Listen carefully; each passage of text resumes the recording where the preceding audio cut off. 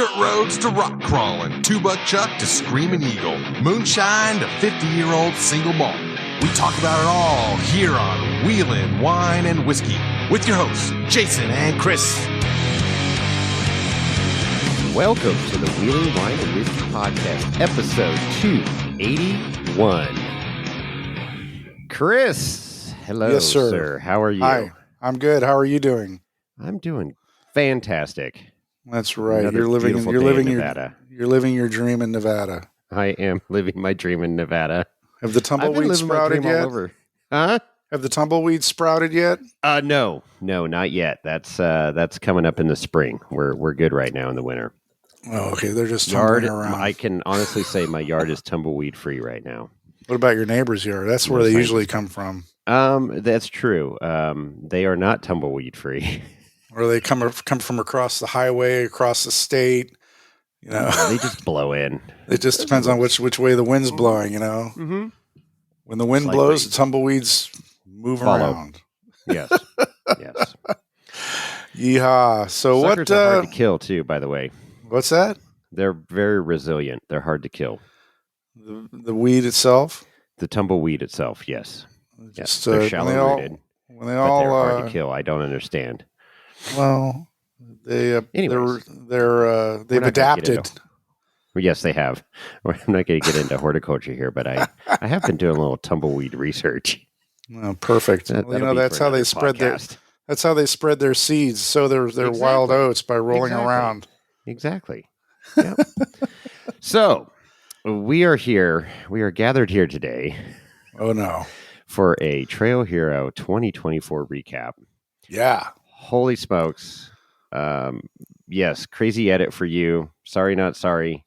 I try, man. I try to get this info out there, try to get captured, I guess, recorded. And, always like to do stuff in person if at all possible. And the gathering of the troops after Trail Hero were at Barrett Lake last weekend. So, I guess it was a weekend and a day ago, 2 days ago. But regardless, we had Big Pete there. Yep. We had James and Rhonda. We had Tom and Karen, Rosa, and Dave Ainsworth. So it was like our core group that went out wheeling at Trail Hero was all together. So I thought, what better time to do a recap than at beautiful Barrett Lake where this podcast was conceived. We call them the Buggy Boys. The Buggy Boys. The Buggy Boys. So, anyways, it was a good opportunity. We wheeled in to Barrett Lake Saturday morning with Tyler from that other podcast and Jason Hussman. But Hussman was a passenger in Tyler's rig, unfortunately. Well, it's the Toyota boys, you know. He's got tranny issues and not the modern day tranny issues. So he's got a new transmission for his buggy, and I hear it might be going in as we speak. So hopefully he gets that back on the road and salvages a little bit of his summer, what's left of it, and fall wheeling here. Yeah, and so we all met up and wheeled in, and we were just day trippers. Pete. James JL Latte Rodney was there too, wasn't he? JL Latte Rodney. How could I forget? He fell asleep during the podcast. I was hoping to have him just jump in, with his funny comments and banter, if you will. But he fell asleep. He must have had a rough night the night before. Yeah, I don't know. I haven't talked to him since the trip, so I know. So, anyways, we did a recap. It's lengthy, so we'll keep this short. Had a great time out there, and you'll hear all about it here. I think we covered everything. I was, with that many people, we had good recollection. I had stuff written down in my phone, and then, of course, going off of the photos, day by day photos. So we did a recap as the week went on there. So I know you're just dying with bated breath to hear this podcast, Chris. I'm sure. Oh yeah, no, I got to edit it. So I'm going to edit out every single and ah and ooh and wow and motherfucker, and all that stuff. So actually, the hashtag for this trail hero, and we got to thank Dave Code for that. Yeah, we mentioned Dave several times during the podcast, but he was not at Barrett Lake, unfortunately. But hashtag fucked off. That was the hashtag of the trip.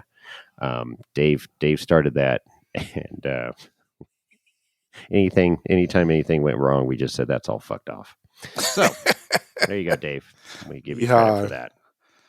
Yeah, he'll probably sue us now or have some sort of trademark infringement lawsuit. He's our lawyer. He's good. All right.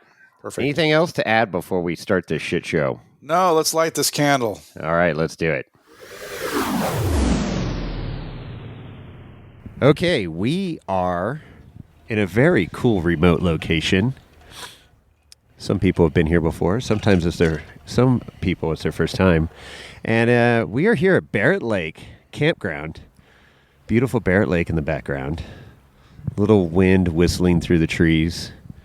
It's a very, very nice setting. And this thing's going to go south in a hurry here. We got the cast of characters from Trail Hero 2024. And we'll start with a stranger to the podcast, new to social media, Big Pete. How you doing? Feeling pretty good. In a beautiful location, like you said. This is my backyard. Love it here. Thanks for having me. Absolutely. All right. And then we got none other than the Mexican jumpy bean himself, Tom Rosa. How you doing? I'm doing pretty good. I'm here with my wife, Karen. It's our second time at Meadow Lake. Yeah. And last year we did a podcast here. Last year we did a podcast with here. the Plakes. Yep. Yeah, that was a good time. Yeah. They were a fun bunch of pair of couples. A couple. Oh, that's right. I turned around early. That's right. To be. You were there. You did a quick day run, and then you had like a charity event to go to or something. Yep, that sounds right. Yeah. Okay, and then no stranger to the podcast, we've got Lady Samurai that will chime in once in a while. See, I got her off guard. And then Samurai James. How's it going, everybody? There we go. And then we've also got Dave's been on the podcast before. Dave Ainsworth, how you doing? I'm doing great. This is my first trip up here at Barrett Lake, and it's a good trail. Yeah. Nice day and a little bit cooler than it was out in Utah. You've had a lot of first at Trail Hero, so why don't you keep that mic, because I want to get your first time impression of Sand Hollow, the crazy obstacles out there, and the four-wheeling that we did. Well, it was a really good trip. Learned a lot about the buggy, quite a bit different than wheeling Northern California. There's not a whole lot of boulders out there, but there's a lot of really steep, totally grippy rocks that are just like probably 60 grit sandpaper. And it's pretty amazing how steep the stuff you can actually drive up. Stuff you don't want to walk up, that's for sure. No. But it was a great trip. Would have been nice, a little cooler, but we made it through, and it was still well worth it, even with the heat. So, how scared were you out there on some of those obstacles? I only bypassed two. Some of the other ones, when you're following James and Jason, you got to kind of gauge things a little bit on what you want to do and what you don't want to do. But I'll probably have to check a few more boxes off next year. Well, and you're still getting used to your buggy. It's my 5th year out there, and I still got sewing machine leg a few times. So, yeah, it gets a little gnarly out there. It gets a little Western, as we like to say. Yeah, it was really good, though. Enjoyed it. I've never been on anything like it, so it kind of sets the bar pretty high now on difficulty as far as other places we go. Oh, yeah.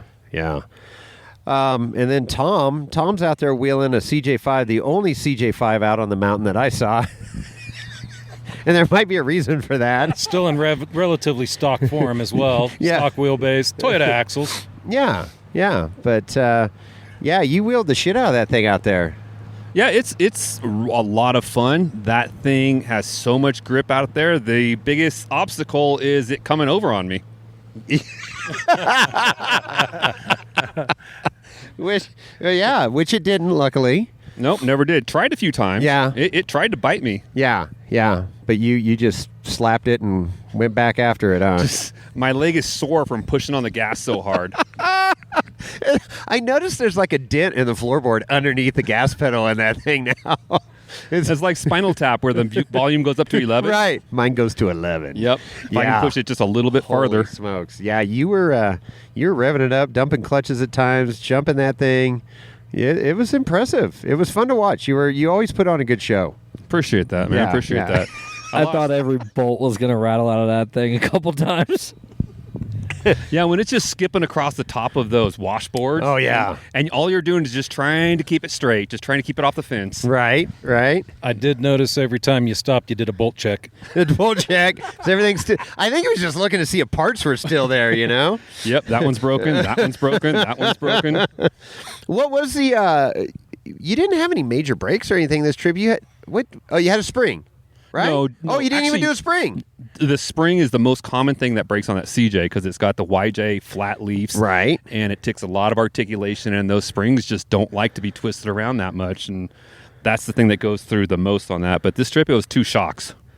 Oh, that's right, shocks. Oh, who needs shocks? Yeah, actually, I broke another one. I broke the other side, James. Did you really? Yeah, I've mentioned it when you came up that obstacle. I was like, hey, you got another broken shock. Yeah, but this time I was like, damn, the same one? Nope, different one.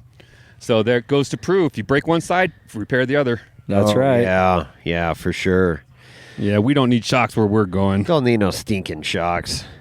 Well, let's kind of roll into the events here. If we can see what we remember, our highlights from each day. We got there on a Friday afternoon after traveling all day, and went to the Crossroads Diner. What a great spot! That place is amazing. There's not a lot of places on the planet that serve enough food to shut me up. That place did.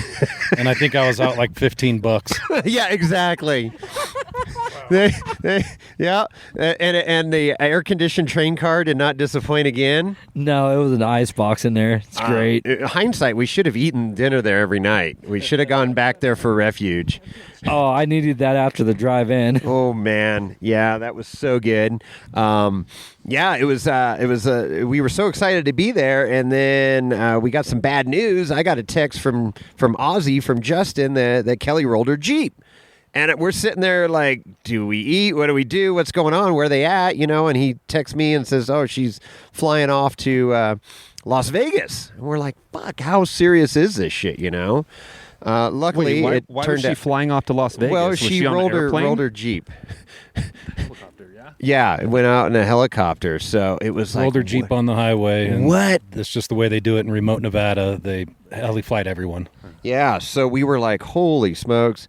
So she got life flighted over to Las Vegas hospital, and luckily she just had a bad bruising and a laceration in the back of her head. So got her bell rung pretty hard, though. She was kind of out of it all week, and as she progressed each day, it got better and better. But man, what a freaking crazy! You look at that Jeep and you're like, how the hell did you survive this thing? Right. It was bad.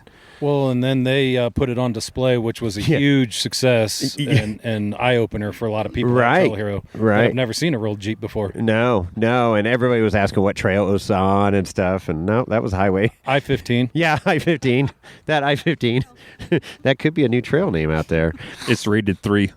But we had a great dinner, wonderful dinner, great spot. If you ever find yourself in Hurricane, Utah, or anywhere near there, go check out the Crossroads Diner, the Cross Country Diner.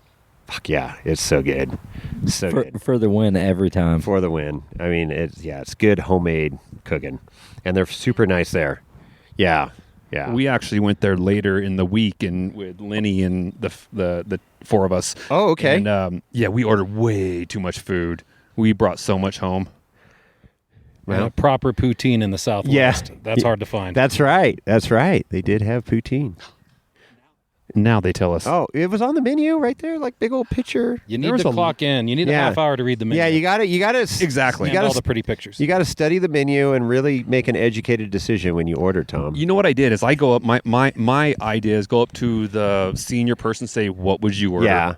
What would you give your mom?" Yeah. Oh, wow. And then That's a good one. what was it?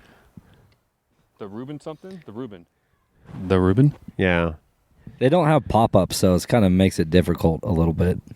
Pop-ups. Pop-up pictures, Oh, I was like, what are you talking about? Okay. Wow. All right, moving on. So Saturday morning, we get invited to go out, or we kind of invited ourselves, I guess. We go out with Dave Wong and that whole crew. Oh, that was just absolutely amazing. I think we had the least capable rigs there in the group. Yeah. I felt like I brought a knife to a gunfight, but we did. That's the great thing about, that whole area is you can go out on those trails with a variety of rigs and go do some obstacles and bypass some obstacles if you want. And these guys went immediately over to broken chain and then chain reaction, or chain reaction to broken chain. That's what we did, right? And then we ended up in Monsters Inc. too, which kind of crossed over the trail there. And so you had let's see if we can name everybody. There was Brassanini. His sons weren't there, but Michael was there, and then the Dickies, Matt and his son Brett, who just won Trailbreaker. Got Matt Jory, the Aussie, with that badass buggy that he's rocking now. Had Mad Cow John Himble was there. Yeah, that was cool. Dave Wong we mentioned. Jeff McKinley was there. Woody, of course, is always in the mix with those boys. So who are we missing? Jeff was there. I always blank on his last name, but Jeff was out there. I can't. And then the guy that did Liberal Tears at the end, what was his name? Oh, Dave something. Yeah, I'll have to come back, but David Tolferson. Tolson. Yeah, I'm not going to butcher that. I'm going to go with that. Close enough. Sorry, Dave. Butchered your name if you listen to the podcast. Yeah, basically we went out with all the heroes. Yeah, so what was your guys' take on that day? It was amazing, day one out there, and I was kind of hanging out at the back of the pack and watching all these rigs just go up the hill. I swear it looked like ants crawling a hill, There's just so many rigs going up and over stuff, and it kind of made me want to try more harder things, bigger obstacles. You did. Yeah, and we got, started following those guys, which I probably do not recommend that, but it turned out well, and it was a blast. As long as we loosely follow them, everybody will live to play another day. That's right. There was some obstacles they did that were just spicy. Yeah, very, very spicy, like extra sauce spicy. Yeah, and then we're getting towards the top. We're climbing up towards the chute area, and you picked, I don't even know what line that was. I don't even know what trail you were on at that point. I don't know. What was that? I have no idea. It just, it looked like it was a good idea at the time. And, we made the last 2-3 obstacles that were really, really tough. So I was just playing with everybody else and got up there and got really, really close to making it, and it kind of slid off, and I tried to back out of it, and it just totally ended up on the side. Yeah. Got worse. Yeah, that was my first winch of the trip there. Yes. So and Jason had to come save me. I was happy to buzz around and pull on you there. Woody came over and looked, and he just kind of shook his head and drove off. So, yeah, you were, as the Australians would say, you were properly fucked there. I was, or as the motto of the trip was. Yeah. And then it was cool because then we went up to the chute area, and that line was called Bad Decisions that they were doing. Oh, the big crazy one that Dave did. Yeah, you climb up, and last couple years we kind of been messing around on that line that's right below that. That just throws your cage into the rock, and it's just for a drag axle buggy, it's a real gnarly obstacle, but you can get through it. Yeah. You're gonna definitely leave some paint, but you get through it, and then you drop off, and then you're kind of right there at the chute. It's just to give people an idea that are familiar with that area. But to the right of that line is a crazy steep climb that they got to give it, just full whoop house to get up onto the ledge. And then you got to climb a ledge and really work the force steer to get up to the top. Then somehow they, force steer things, they spin around, and then they have to back down because it's so damn steep. Yeah, they back down the other side. I mean, just from the ground, standing on the ground and looking up to like where Dave Wong was and where everybody else was who did that obstacle, how many feet up do you think that was? To where you landed? Like to where they had to turn around and then go over the backside, to turn around and then go off the other side backwards. Like from base of the ground to all the way up. Oh, you mean like elevation? Yeah. Probably 30 feet. Yeah. Oh, easy. Oh, it was probably, I'd say, if you're talking about the base of the hill, it's probably like a good, 40, 50 feet, maybe. Yeah, just absolutely ridiculous climb. But then, they back down, and they have good traction coming right off of it, off the ledge, and then they get about halfway down, and then it's just a controlled slide at that point into a rock. And then they pivot around and then drive out forward, and there you go. You make it look like it's easy peasy, nice and easy. And so we interviewed Dave Wong here recently, and he was saying, that he's only done that once before, and he doesn't like to do that obstacle very often. So you got a guy like that, just to give you an idea of how crazy that obstacle is. So that was a great day. Watching John Himble do a crazy little crab walk across the chute. That was incredible. That was spicy because there's a crack line there, or a ledge, if you will, that you got to force steer across, crab walk. And I asked him afterwards, I go, did that feel as bad as it looked? And he goes, oh, yeah, that was not comfortable at all. And he went out climber's right, correct? Yep, exactly. When he went across the chute, he got 2 tires in the air, crab walking sideways, and I was just like, oh my God. Yeah, it was wild. And then we went to the backside around chute where they were trying Liberal Tears. Yeah. So the end of Liberal Tears Trail, and it's just a crazy crack. It's a lot of work just to get up to the pinnacle of this thing, and then you drop off, and they broke the internet when they first did that. Because everybody thought it was in a national park and stuff, and like, what are you doing? Yeah, you remember that? Commented, I'm like, you need a microphone. It helps. When I threw shade. I threw shade on that post because I was like, this better be in private property because this ain't cool. Yeah, thinking it's public land. But then I went to Trail Hero and like our Sand Hollow, and it's such a playground. Yeah, oh yeah, all that's open. Yeah. So that was crazy. Dave Tolferson, I'm going to call him now. Yeah. Tolfson. Yeah, he made it look pretty easy, too. He went right up and over. Had a little trouble with the dismount, but drove right out of it. Yeah. It was hairy, and he was like, holy shit. I mean, that is some wicked, wicked high-octane wheeling there. I mean, that's, I think that trail's, is it 13 or 14? Well, it says 15 on there, but more than 10 people have done it, so it's probably technically a 14 now, but it's all of it. Yeah. Okay. Yeah. I think he took off just about every panel he had before he did it. Wow. Yeah. But fun to watch. Oh, it was a great time. And then, watching Brett, he was playing. He was trying to climb up the backside, and everybody's just shaking their head like, look at this kid go, He pretty much had it at one point. He almost had it at one point. It kept grabbing, and then he would slip back and grab and slip back, and it's just like... But just to watch that kid wheel, 15-year-old kid, I was just like... When I saw that, I'm like... And then I found out he was competing in the LCQ for Trailbreaker. I go... Oh, he's definitely getting into Trailbreaker. Oh, yeah. And then watching him in Trailbreaker, I was like, oh, he's going to win this freaking thing. And he did. I mean, it was impressive wheeling. He does have that it factor. Yeah, definitely. So then what did we do? We went back and licked our wounds back at camp. Yeah. I think we were in mad dash for AC. We were. $1,000 buckets. Yeah, we went. So we went back. I fired off the generator. It ran for like a half an hour in AC, and then the generator stopped working. I go, I'm not listening to this thing all weekend. We got to go get some generators. So we didn't. Yeah, we did go that night. Huh? We did. Yeah.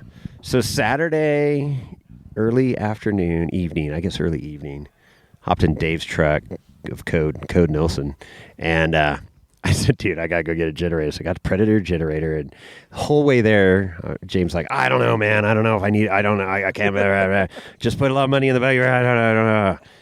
I go, dude, get the generator. You're going to run your AC all weekend. And how good of advice was that? Oh, that was couldn't put a price tag on it. I mean, at one point I think I had my camper down to 57 degrees. We could hang meat in that thing, and I might have burned more gas in that generator than I did in my buggy. Yeah. Yeah, my assumption at the end was about 150 hours on the Jenny. I was closer to 200 hours on the Jenny for the 8-9 days we were there. Oh my gosh. Yeah. I know mine was running like 10 hours a day minimum. Oh yeah. That's because you guys are all in the Section 8 campground, We right? were in the Section 8. So let's hear about your campground, Tom.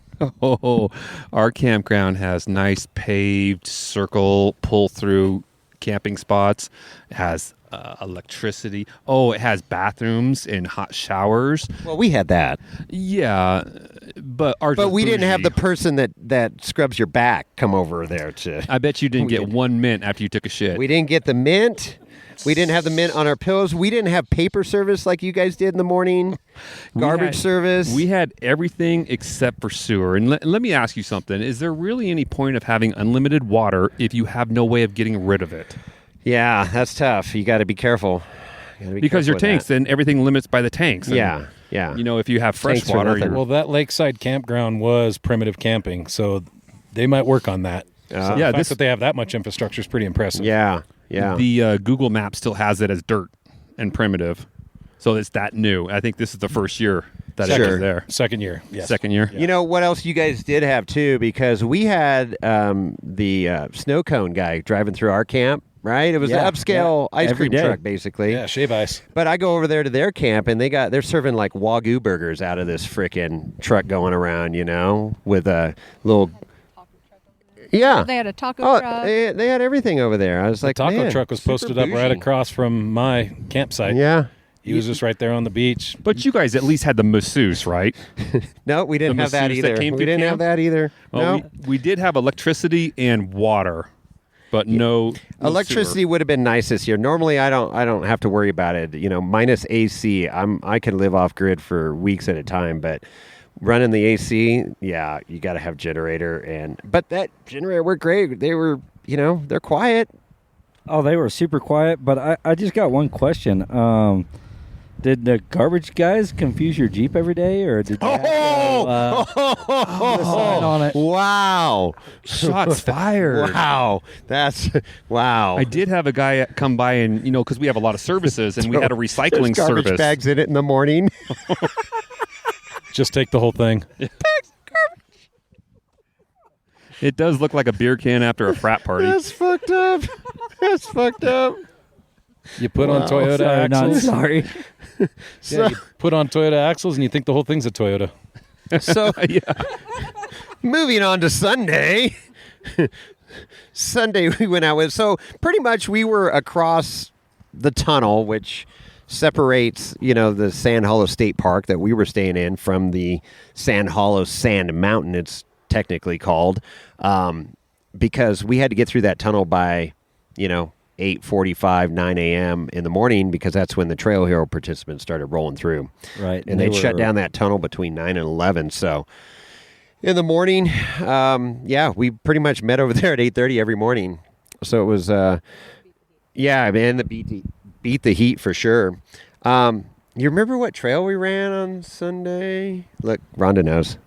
Papa Smurf. Oh, you're right. Very good. she is Papa good. Smurf. Was Papa it front Smurf. range to Papa Smurf? Yeah. We did front No. range at night. Yeah, we just the night did Papa before we Smurf. did. I think the night before we did front range, and It was then not Saturday night, but one of the Sunday nights night. we did Front Range. yeah, I think you're right. It was Sunday night. I got the videos of Kimberly dancing on the tire here. That was front range. Yeah, so we did Papa Smurf that day, which was a good trail. I think that's an 8-rated trail. Yeah, it was a lot of fun. I think it was a good mix for everybody. There was definitely some obstacles for the buggies, but also a way to get around if you didn't have something that could make it. So that's one of the best things about Trail Hero and Sand Hollow. Yeah, for sure. I think we did flop one rig, though. I think your neighbor, Keith. Oh, Keith did roll on that Yeah, trail, and that's Papa Smurf right. got him.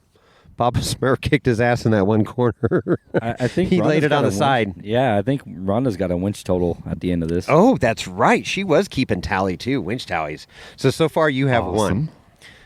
Just to set the record straight. James. Yeah, and then Monday was the golf tournament. So, Pete, James, and I played in that, and Code Nelson.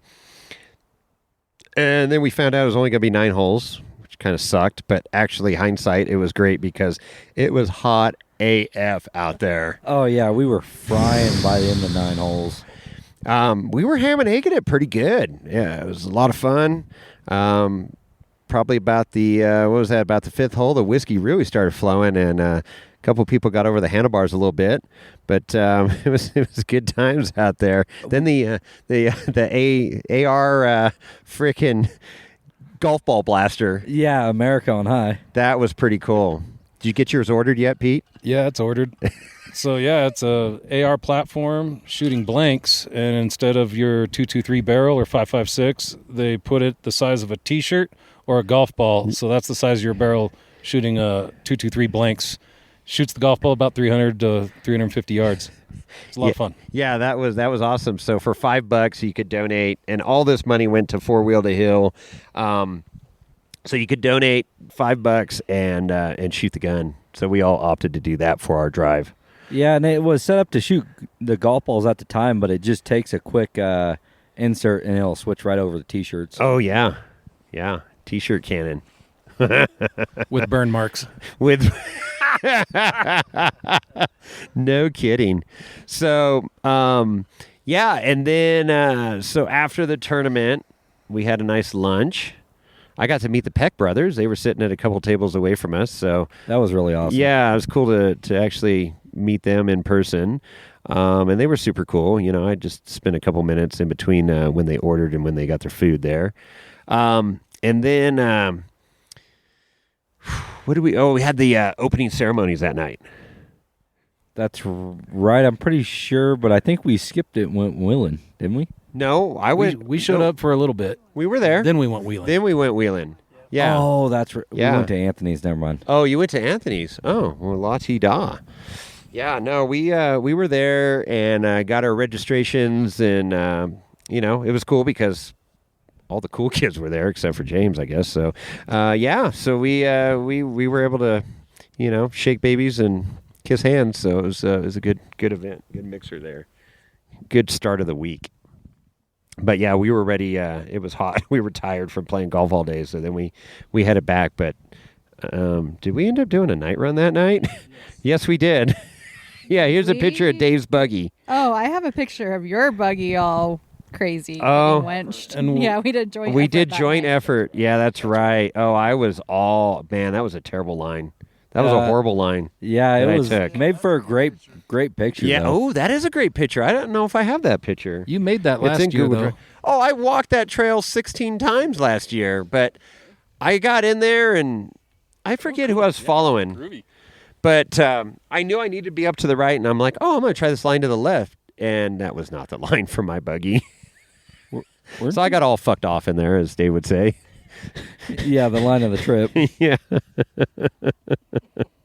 Oh my gosh. So that was your first winch of the week. That was my first winch. Number 1 right there. Yeah, I thought I was going over. I really honestly thought I was going to lay it over on side, and somehow it got hung up and stopped. But it was that was close. Well, when I stepped on the tire, it was like, oh God, did not want to do that.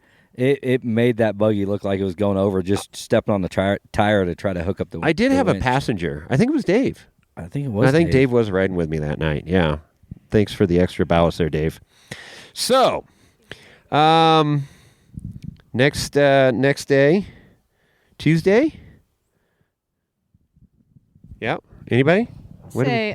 Tom, Karen, and I actually got to go to Zion. Oh yeah, you guys talk about your fun trip there. Yeah, that's right. Oh, it is so. What do we do? We did Angel's Landing. We got the permit the day before, so we didn't know we were hiking it till 6 p.m. on Monday. Yep. The Angel's Landing is one of the most difficult, outside of Half Dome, a very difficult trail to get the lottery for. And we tried 6 times. We put 6 entries in and we got 1. Unfortunately, it was mine, and I'd screwed up the amount because Dave and his wife were supposed to come with us. And so we only got 4 that day, but it was Was it worth all the struggles to get the tickets? Oh yes, it was totally worth it. That was one of the best hikes I've ever done. It was only like 4.5 miles round trip, but it was about 2,000 feet elevation gain on the way up, so it was pretty well straight up. We did, what was it? And if you've never seen it, those stats don't sound all that difficult for someone who's hiked very much, but this is on a razorback that twists and turns through the canyons of Zion along the, what's that creek? What's that river that goes through Zion? The Laverkin. No, I figured you would know. Grand I don't know the I don't know. name, but yeah, it just weaves through the canyon, and it's a really good elevation gain. And then a lot of switchbacks. What were those called? Something wiggles. Wally's Wiggers? Walter's Wiggles. Walter's Wiggles. Oh, there you go. Walter's Wiggles. And then we started that, we got to the park. I picked you up at 6 a.m. Mm-hmm. We got to the park at 7 a.m. and we were on the 7:15 tram. And then we got to the entrance, what time do you think? Like 7:30ish? Yeah, 7:30ish. Yeah. And it was a long hike. I mean, it's a long hike, but it was beautiful. Such amazing views and well worth the experience. And then we came down. We said, well, what do you want to do? Yeah. And so we just got on the tram, went up to another spot, hiked the river walk. The river walk. Which was a nice, easy stroll after what we just did. Yep. But beautiful in the canyons again. Yep. Stopped right before you get wet. Mm-hmm. And then we came back and hung out at the oak tree at the lodge and got ice creams. Got some ice cream, rested for a little bit. Yep. And then we went and did Emerald Pools. Emerald Pools. That hike. So I think Because that wasn't enough hiking. No, we hiked over 10 miles that day. I'm so glad I didn't go. You guys would have kicked my ass. You know, Rondo, we do have a buggy for this. Yeah, exactly. That's why I have things with wheels and motors. No, it's not the same. I know it's not the same. So I mean, I could see maybe a trials bike doing Angels Oh, wouldn't that Landing, be cool? But not your buggies. I thought about that at Yosemite when you're hiking out there. There's some great trails up there, man. Yep. It'd be awesome. Yep. Yep. So that was just awesome for me because that was a bucket list. Yeah, item. no, So that I'm was glad I got super to cool. Cross that off the list. That was super cool. And yeah, when you guys took off at 6 a.m., I rolled over and I go, okay. And then we went out and wheeled our asses off that day. We did some crack that day. James and I did some crack, and yeah, we were addicted right out of the gate. Oh, there was a lot of crack that day, and it was some epic crack. Yeah. Yeah, we did have to winch you. Dave, actually, Ainsworth had to winch you there because you got all fucked off in the crack. Yeah, it was our first day on that crack, and I get summoned every time there's a new climb. So Yeah. I have no problem being the guinea pig, and I definitely screwed up. I came down. I should have. That time I needed to stay driver on the left side wall, and I did not. And boy, did I fall into it. I was pretty well fucked off, and Dave had to come over and put a winch on me to straighten me back out so I could drive out of it. That was winch number 2 right there. So for those who were counting, That's 2. That's 2. Yeah, and then prior to that, we met up with, we came across the Dane Gang. Oh, that's right. Right? Gang was in Twister on that. I was actually kind of glad that guy was wadded up in the Twister so I didn't have to try it. Yeah, that's right. We were trying, huh? No, we weren't on Twister that, yeah, she was on Twister, but we met up with them. We saw them in that crack, and then we're like, oh, we remember that crack because that guy with the red Jeep, CJ Feller or whatever, was all screwed up last year and winched him out.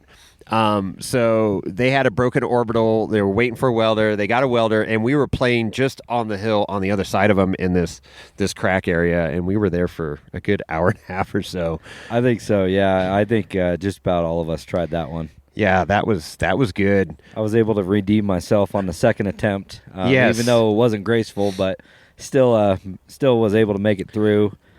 Jason, you walked that. Well, after watching the line, so I kind of knew where I needed. I knew where I needed to be. I just had to stay there, and luckily it did. And that crack, I think at the point at the top of it, I mean, it was a good 15 feet off the ground. Oh, yeah. Maybe more. Yeah, it was. It definitely had consequences if you fell in at the top.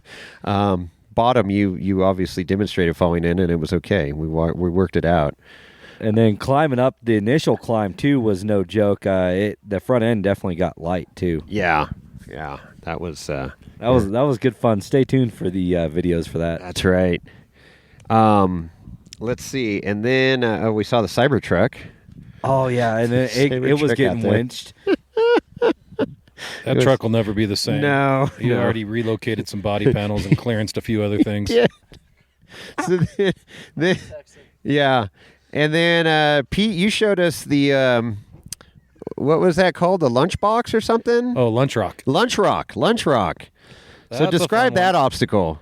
That's a fun one. It's about a 6-foot step up that you try to go around, and once you're past it, you're committed. Yeah. I carry a tire about 20 feet, but I got to get it down before you get through the V-notch at the top because there's an overhanging rock that'll stop you. That's right. There's that diving board rock at the top. That's right. So it's the one that'll get your attention because you cannot back up, and once you're in, you have to make it. You're committed. Yeah, you're committed to go forward because if you do back up, you're going to drop off that ledge, and it's no bueno. I think that might have been a bypass there too. A bypass? Who? Oh, I was going to say, that would be Dave's first bypass. Yeah. Of the week. Well, he didn't. Did he do crack? No, I don't think he didn't do the crack either. That's right. Dave's still getting after it. It's his first time around, so he gets a pass. Training wheels. Yeah, and then let's see. Worked our way back, and then it was at 2:00 is when all these different events start, and that's when it was the LCQ for Trailbreaker. Yeah, that was a great show. So I have the list here. So there was 12 participants. John Himble, Little Charlie, Melchner, Jeff Jordsma. So, and then Brian Jensen. So Brian is the one that has the family wagon, the 4-seater family crawler. Now a hatchback. And he competes in that thing, yeah. And there was a wicked freaking obstacle in there where they were literally hanging off the side of this ledge. And a few of them fell off. And Brian was one of them. And he ended up getting perpendicular, couldn't keep it on there, and then just slid back down into the crack. And, yeah, just nailed his driver's side cage on there. So we were calling it a hatchback at that point. I'm pretty sure both sides had the same V in both of the rear pillars, and it almost made it look like a hatchback at that point. Yeah, the driver's side was definitely worse. I looked at it a couple days later, and I was like, oh. He goes, yeah, it's time for we needed a new chassis a couple years ago. So he was like, no big deal. And then Stephen Frederick, Brett Dickey, who we just talked about, the 15-year-old kid, Big Charlie Mouser, so they came out from New York. Logan Backus, and then Brassanini and his new laser nut buggy there. That buggy's beautiful. He fell off the hill as well. Yeah, that was an amazing save. How he kind of like pogoed it. He was standing straight up and down, was able to get that front end to work around, and just came right down and went right back up. So just to paint the picture of how badass Brassanini is, he's got this badass car, but he fell off the cliff, recovered because you don't get winching or anything in there. Once you get a winch, you're done. And went back up to the obstacle, cleared the obstacle, and finished the course and made it into Trailbreaker. Yeah, that was absolutely amazing. Yeah, that was pretty. He put on a hell of a show. Tyler Harper was in a rental. Tyler's a hell of a frickin' driver. He made it into Trailbreaker as well. Fun fact about Tyler Harper and that car, he actually had no seat time. He literally borrowed it, drove it to LCQ, and just went for it. And the owner of the car, there was a couple times I heard Blake saying he had his eyes closed. Oh, I would too. No, man. That was a gnarly course. And then Dean Benner, another kid. He's a little bit older now. I think he's 18 or 20, but he had that wild green moon buggy. Interesting looking thing. Very, very interesting. Old school, but he sent it. Unfortunately, he rolled as well and couldn't recover. And then Brett's dad, Matt Dickey, was in there. Unfortunately, he didn't make it. But so little Charlie did. John Himble did not, huh? He was the first one. First one. And he slid off that hill. I got to get him on the podcast, man. I know he's having some new car blues, and he wants to change things up. He's not happy with the way that car's handling right now. So, but man, yeah. So they took 5. I think they took 5. Yeah, and it was very impressive to watch because, man, little Charlie initially came out and he threw down the gauntlet. Like, he ripped through that course. I was like, man, is the son going to make it and Dad not? But no, Dad did very well. And then the kid who won Trailbreaker, I mean, that guy, he just went right through. Dominated, just walked right through everything. Yeah. Like nothing. So calculated. So calm for a 15-year-old. So, yeah, little Charlie made it. Brett made it. Big Charlie made it. Michael Brassanini and Tyler Harper. Those were the 5 that moved on. Yep. Okay, there we go. We got it straight. So, anyways, always fun. I really enjoy that part of the trip to watch the world's best, arguably the world's best drivers in the toughest conditions navigate a fucking vehicle across those obstacles, man. It's with no spotters, no training wheels, no nothing, high consequence. It's exciting. It gets my heart pumping, and I'm not sitting in the driver's seat. So that was cool. And then what did we do that? No, we ended up, is this the next day? No, where did we end up that night? Didn't we do Nasty Half that night? Yeah, and then we ended up doing some wheeling in the afternoon, it looks like here.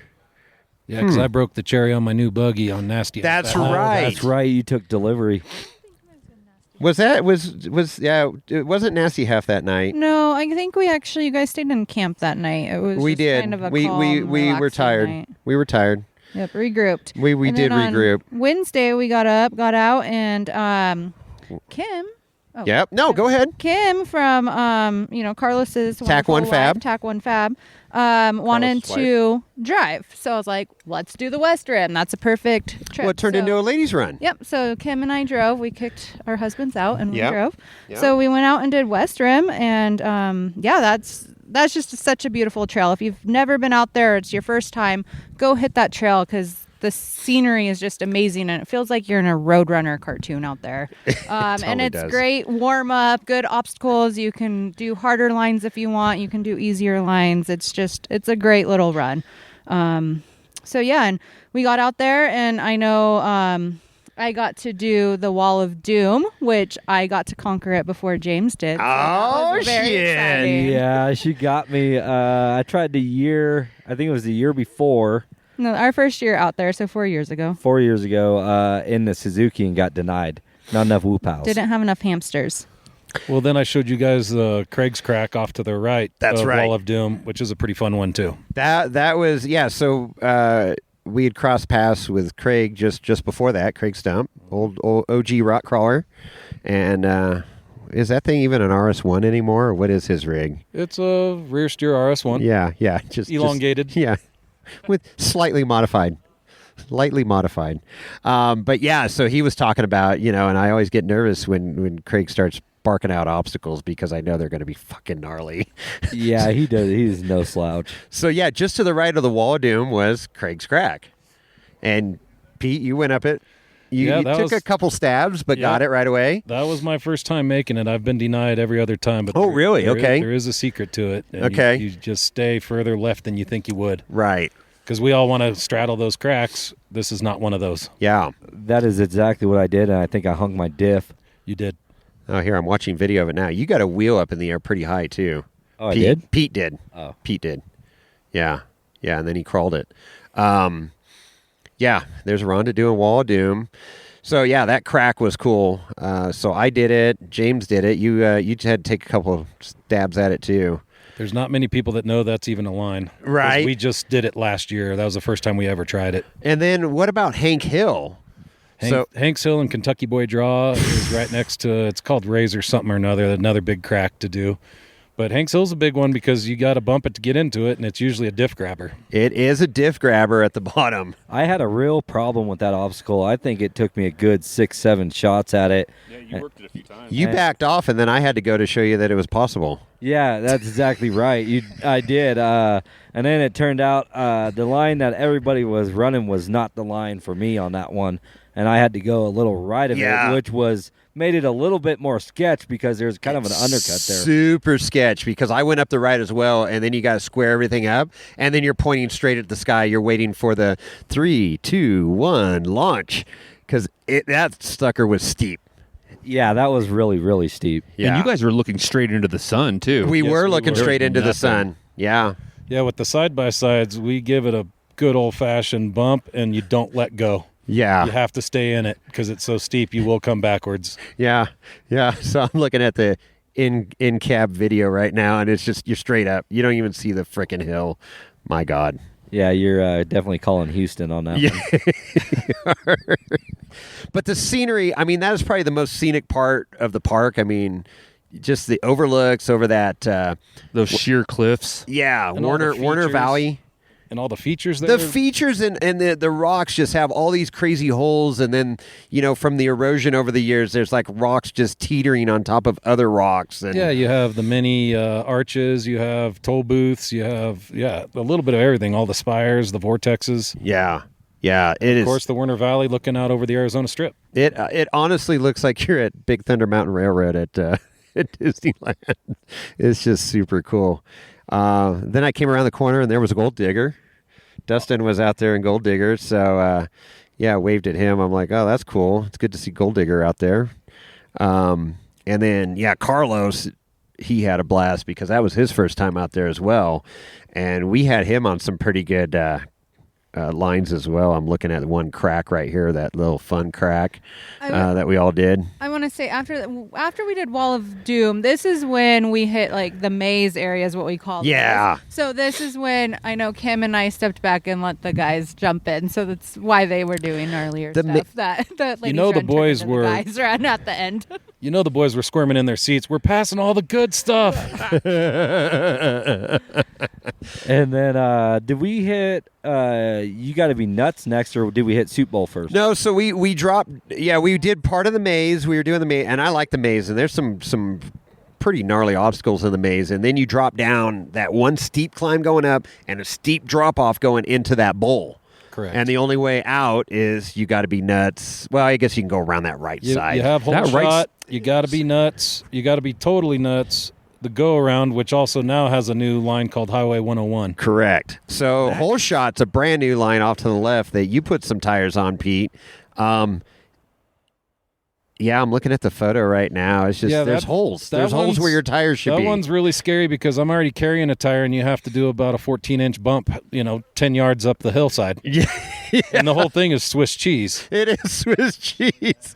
And you gotta with your passenger tire, not even your driver's tire, passenger tire, you gotta go in between two. There's a little sliver of rock that's maybe, 10 inches wide, maybe a foot, that you gotta put tires on to get past the last two big holes. Yeah, and already lifted. I just didn't have enough in me to give it the whoop house. No, that's a full commitment right there. It's that was a gnarly one, and there's hardly any tire marks on it. It is a new obstacle. That's a real new obstacle. Yeah. I really wanted to try that one, but I kind of already had the sewing machine going after You Gotta Be Totally Nuts.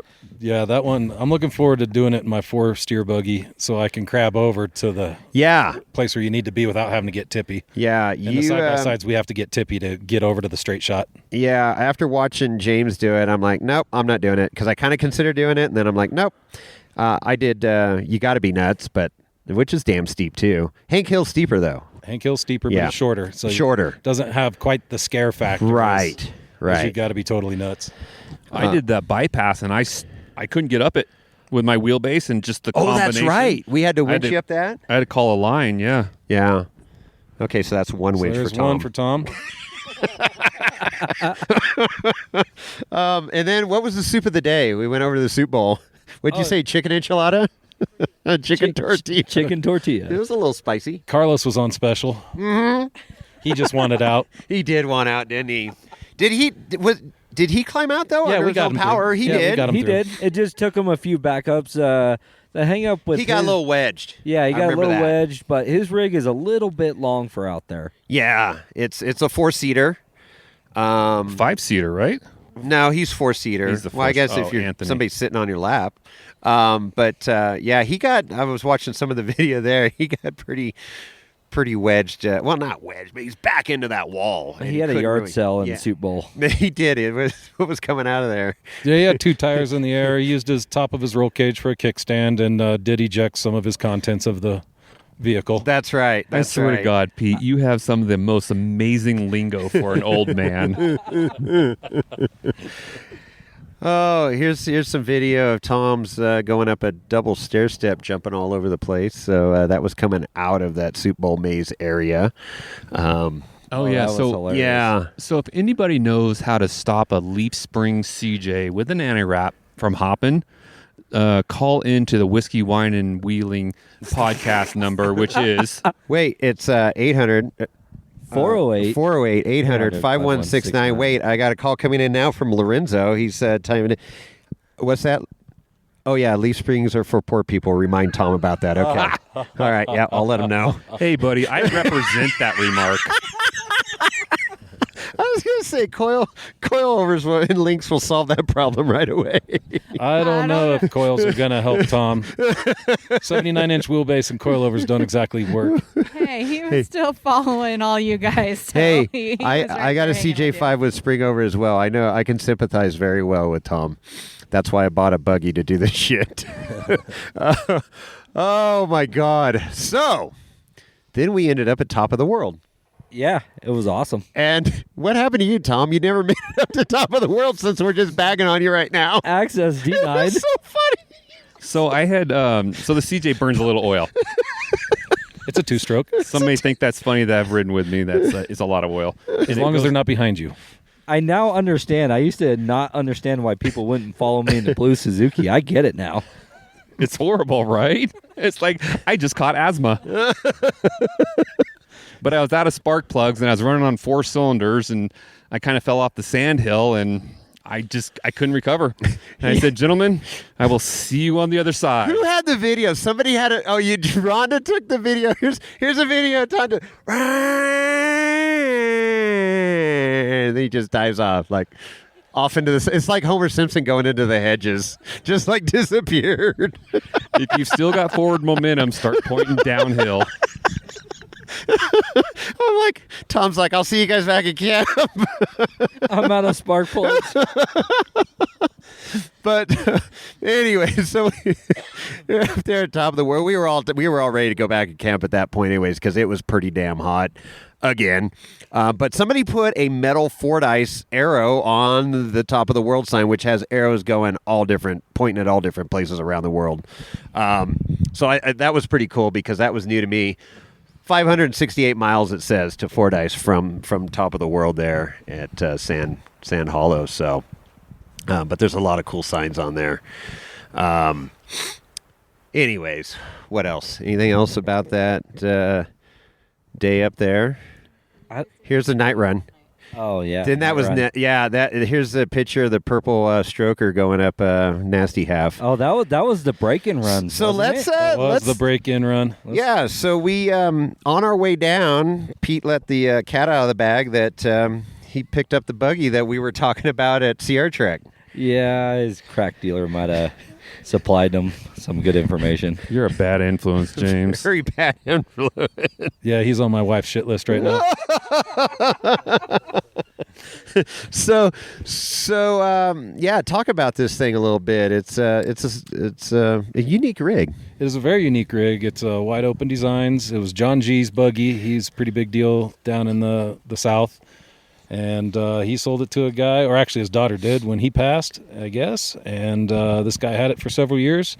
And he's going all in with a moon buggy, so he was getting rid of this. So it's a stroker motor, rear steer, works pretty good. I just got to learn how to drive it. My first night, first trail, I flopped it. So then I self-recovered with 4-wheel steer. It all worked out. I went the whole week with no winch on the Razor or the buggy. Oh, just throwing that out there. Yeah, no wow. winch. I just want to get ahead of it. I just want to get ahead of it. Yeah, it's a cool looking buggy. It is purple. It's definitely got lines of a rock bouncer, but yet it's full rock crawler. It's pretty well balanced. It works pretty good. Single seat. Single seat, center. You're sitting right in the center of this thing. Your knees are at the steering wheel, but you're going to fix that here shortly because we call you Big Pete for a reason. But yeah, that thing, it sounds rowdy. It's definitely got all the right parts. I know you're going to do a few modifications and really dial it in, and that's going to be a good buggy for you. I think so. Do buggy things. Just got to figure out how to make me fit. And it's got a door. It has a door. That's what's crazy. It's got a door. Broken ass cannot climb into buggies like you guys do. I like your communication. Hey, you guys. Hey, you're because of your antique. The antique CB that's in there? Because it is one of the antiquities. It did come with the CB hard mounted. It's all Frenched in. It is Frenched into the aluminum. It looks super sweet, but it's clean. We'll get you a Cobra CB. You can upgrade. I think it is a Cobra. So let's see. Carlos was on that run that night. I see him all sideways in a trench here.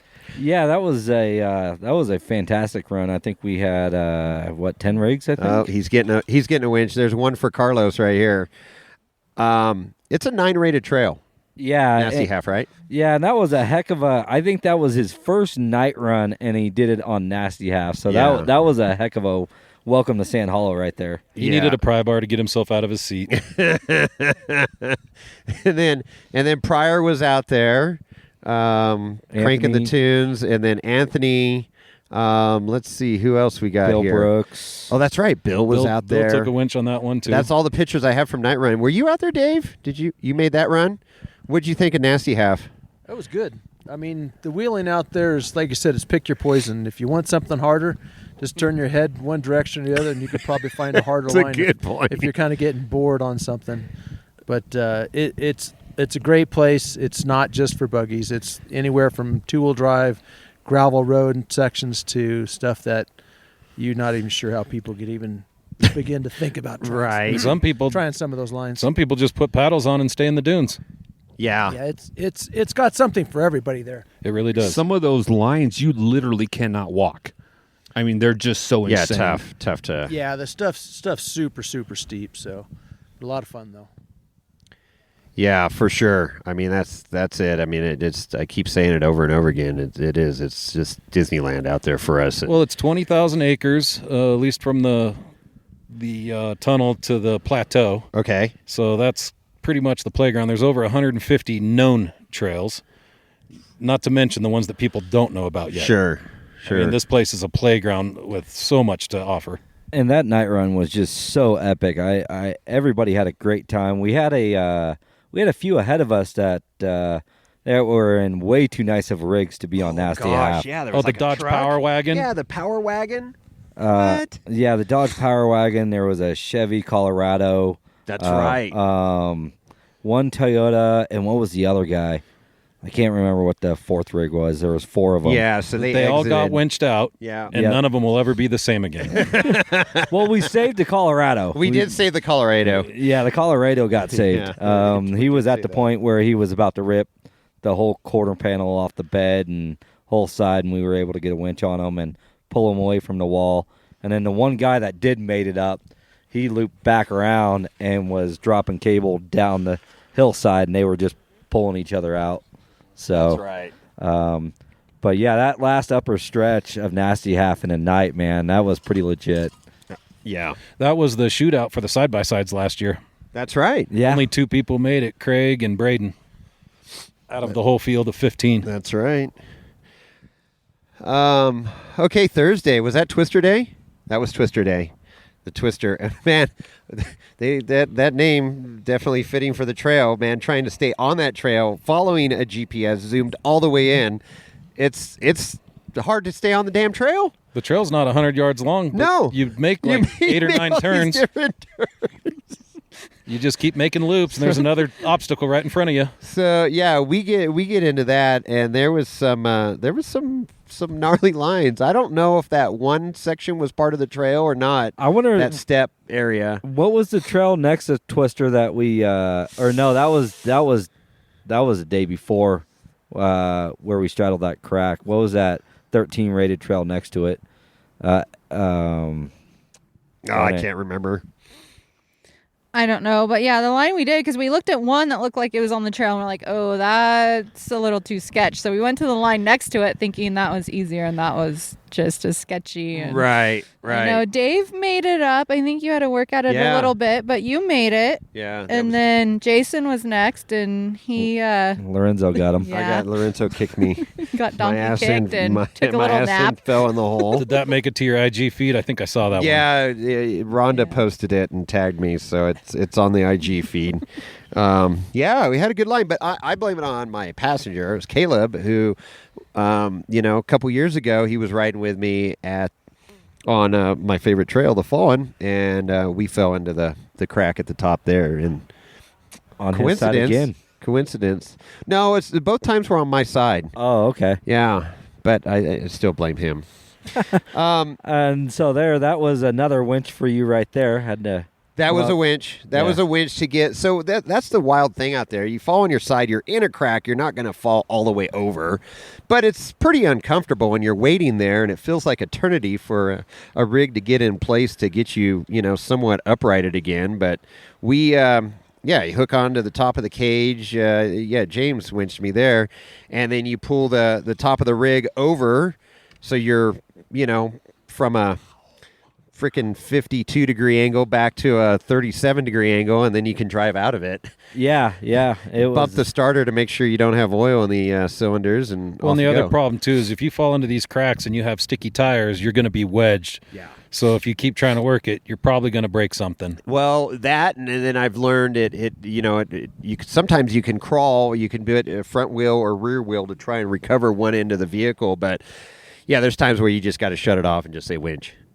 Winch, please. Take your medicine. Take the medicine. And then, James, you found a gnarly freaking line in there, that one crack that you thought you could do. I still think I can. I had this sewing machine leg going again after super steep entry. After I messed up there and I kind of pogoed, like reverse pogo. I had my front end off the wall straight up and down, and luckily for me, it came back down and slid into the crack, and I was able to kind of do a rear dig and then a front dig and kind of work myself out. But I still want to try that one again because it's very, very doable if I can make it up the first part. Yeah, that was just very difficult trying to get lined up. But the two cracks before it that we did, those were awesome. So that's where we came down to one crack, back up, and then I looped back around to try that third one. That's right. Yeah, you pirouetted there. Yeah, that was pretty good. All right. What day are we on? We're on Thursday. Thursday. I don't have anything till Friday. You got nothing till Friday? Okay. And then Thursday afternoon was Trailbreaker itself. Yep. Oh, yeah, that's right. Heat beat me on that one. I didn't make it to that. I enjoyed the AC. Oh, we got Kobe's new buggy here. Kobe got a new buggy, a 4-steer. It's got the 4-liter. Yeah, it's straight a six. Jeep-based buggy. Unfortunately, it's not automatic. It sticks. So he's got a lot of levers in that thing. But the buggy base itself, there's some nice componentry on there. He started doing okay once he figured out where low was. Yeah, it's got one of those old stacks, transfer cases, 3 levers. They don't even make them anymore. Correct. So they're not intuitive. Let's put it that way. But he was stalling it a lot on his first time out. Once he got it into low, then it worked out real well. I think there was more shifters in a Toyota transfer case than that. Oh, and then at the end of Twister was that freaking crazy drop off. Oh yeah, that drop off was. So we met up with there was some guys coming up. We talked to them for a minute, and they go, "Hey, we'll get out of the way so you can go down." And they're like, "We want to watch this," and I'm like, I walked it. I'm like, nope, I'm not doing that. What are they calling Twister, an 8 or a 9? I think it's a 9. I'm not sure. I would call it a 9. Let's see. And then I got a starter in my hand. We had to replace a starter. A winch rope. Broke a winch rope that night. Oh, yeah. You snapped your winch. Who were you trying to winch? Was it at night? No, it was during the day. I don't know. I winched somebody. Is there a broken part? Is there a broken part list? That was Bill. Oh, that's right. I was winching Bill. Yeah, I was winching Bill. Nasty half. And it snapped, yeah. Because it sounds like Jason's got 2 breaks so far. I do. I have actually 3. I did a fuel pump prior to that. The fuel pump was kind of a known issue. I had my spare. It was louder than your LS. It was super loud. It was annoyingly loud. It was like screaming. Yeah, it was not happy, but it wasn't hot, and that's why I gotta call Holly and figure out what's going on here, because I expected it to be hot and it wasn't. But put the other one in, working great. Yeah, and then starter was intermittent, having to bang the solenoid with a rock to get it to engage. So it's like, okay, let's get a new starter. So Carlos took the day off. He was in town after a nasty half that night. And he picked me up a starter. So thank you, Carlos, from Tac One Fab. And then winch rope. I was gonna sew it up, but that thing has been through so much. All the damn adopted trails, pulling logs, lots of Toyota pools, everything. it was tired. So we had a moment of silence. Yeah, for that thing. We did. And so James was like, "I got a rope." So we ended up threading on a new rope. So that was cool. Got a nice, sexy blue rope on there now. And I got the first pull on that. You by the did. way. You got to tug my rope the first time. Yeah, tug on my rope the first time. That I was guess good. you are part Toyota. Yeah, he is part. Oh, man. You're getting a lot of shade. Actually, that was the only part that didn't break. I mean, doesn't normally break.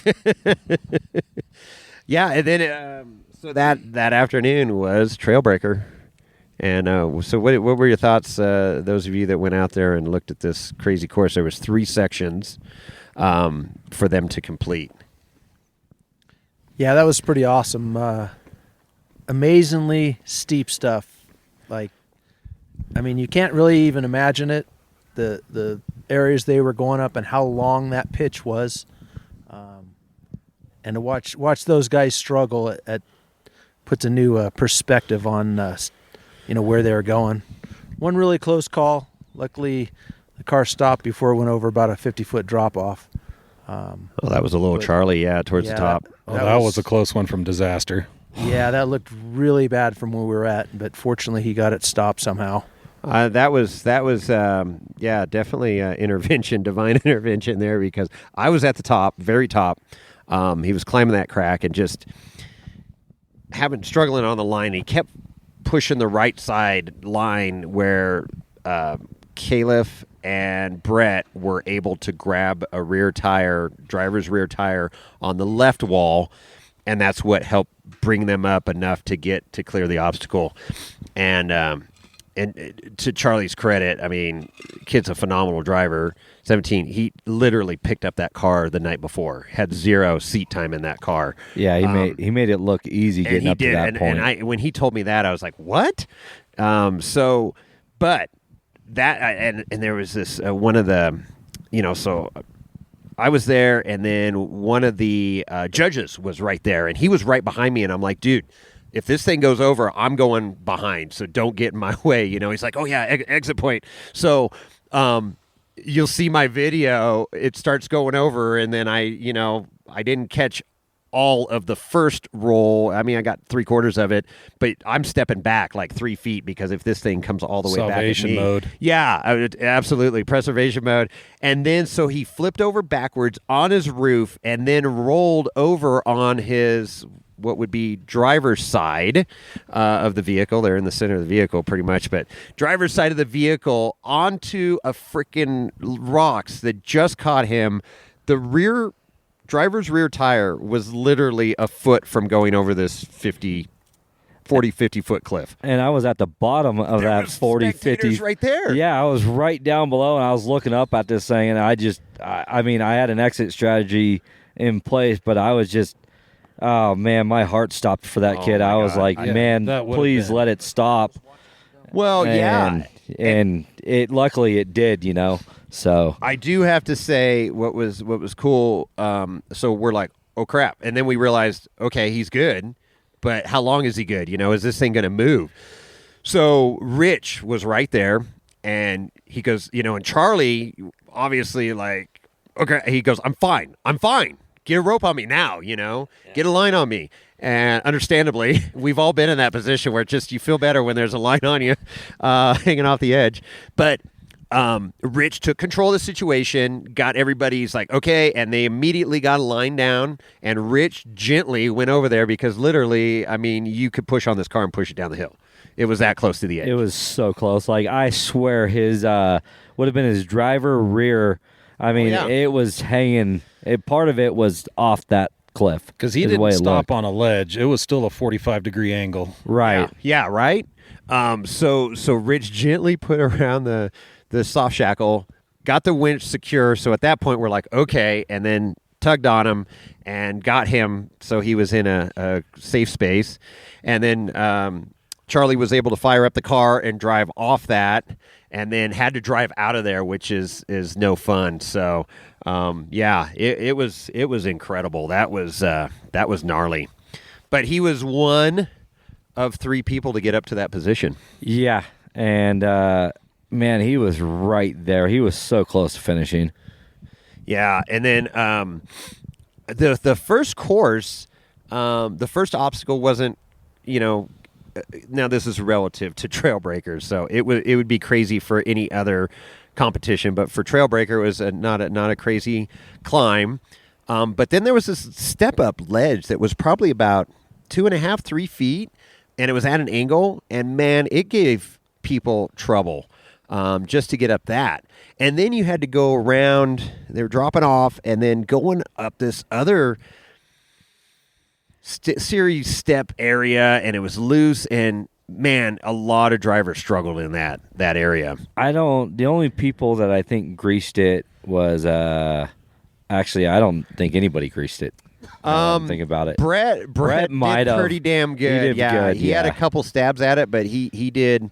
And then in course 2, that crazy. I'm like, I don't even see how somebody could get up that. I mean, it was just, I don't know. It looked impossible to me. Yeah, that and that backside wall that Brett went right up, that I think just about everybody else rolled over on.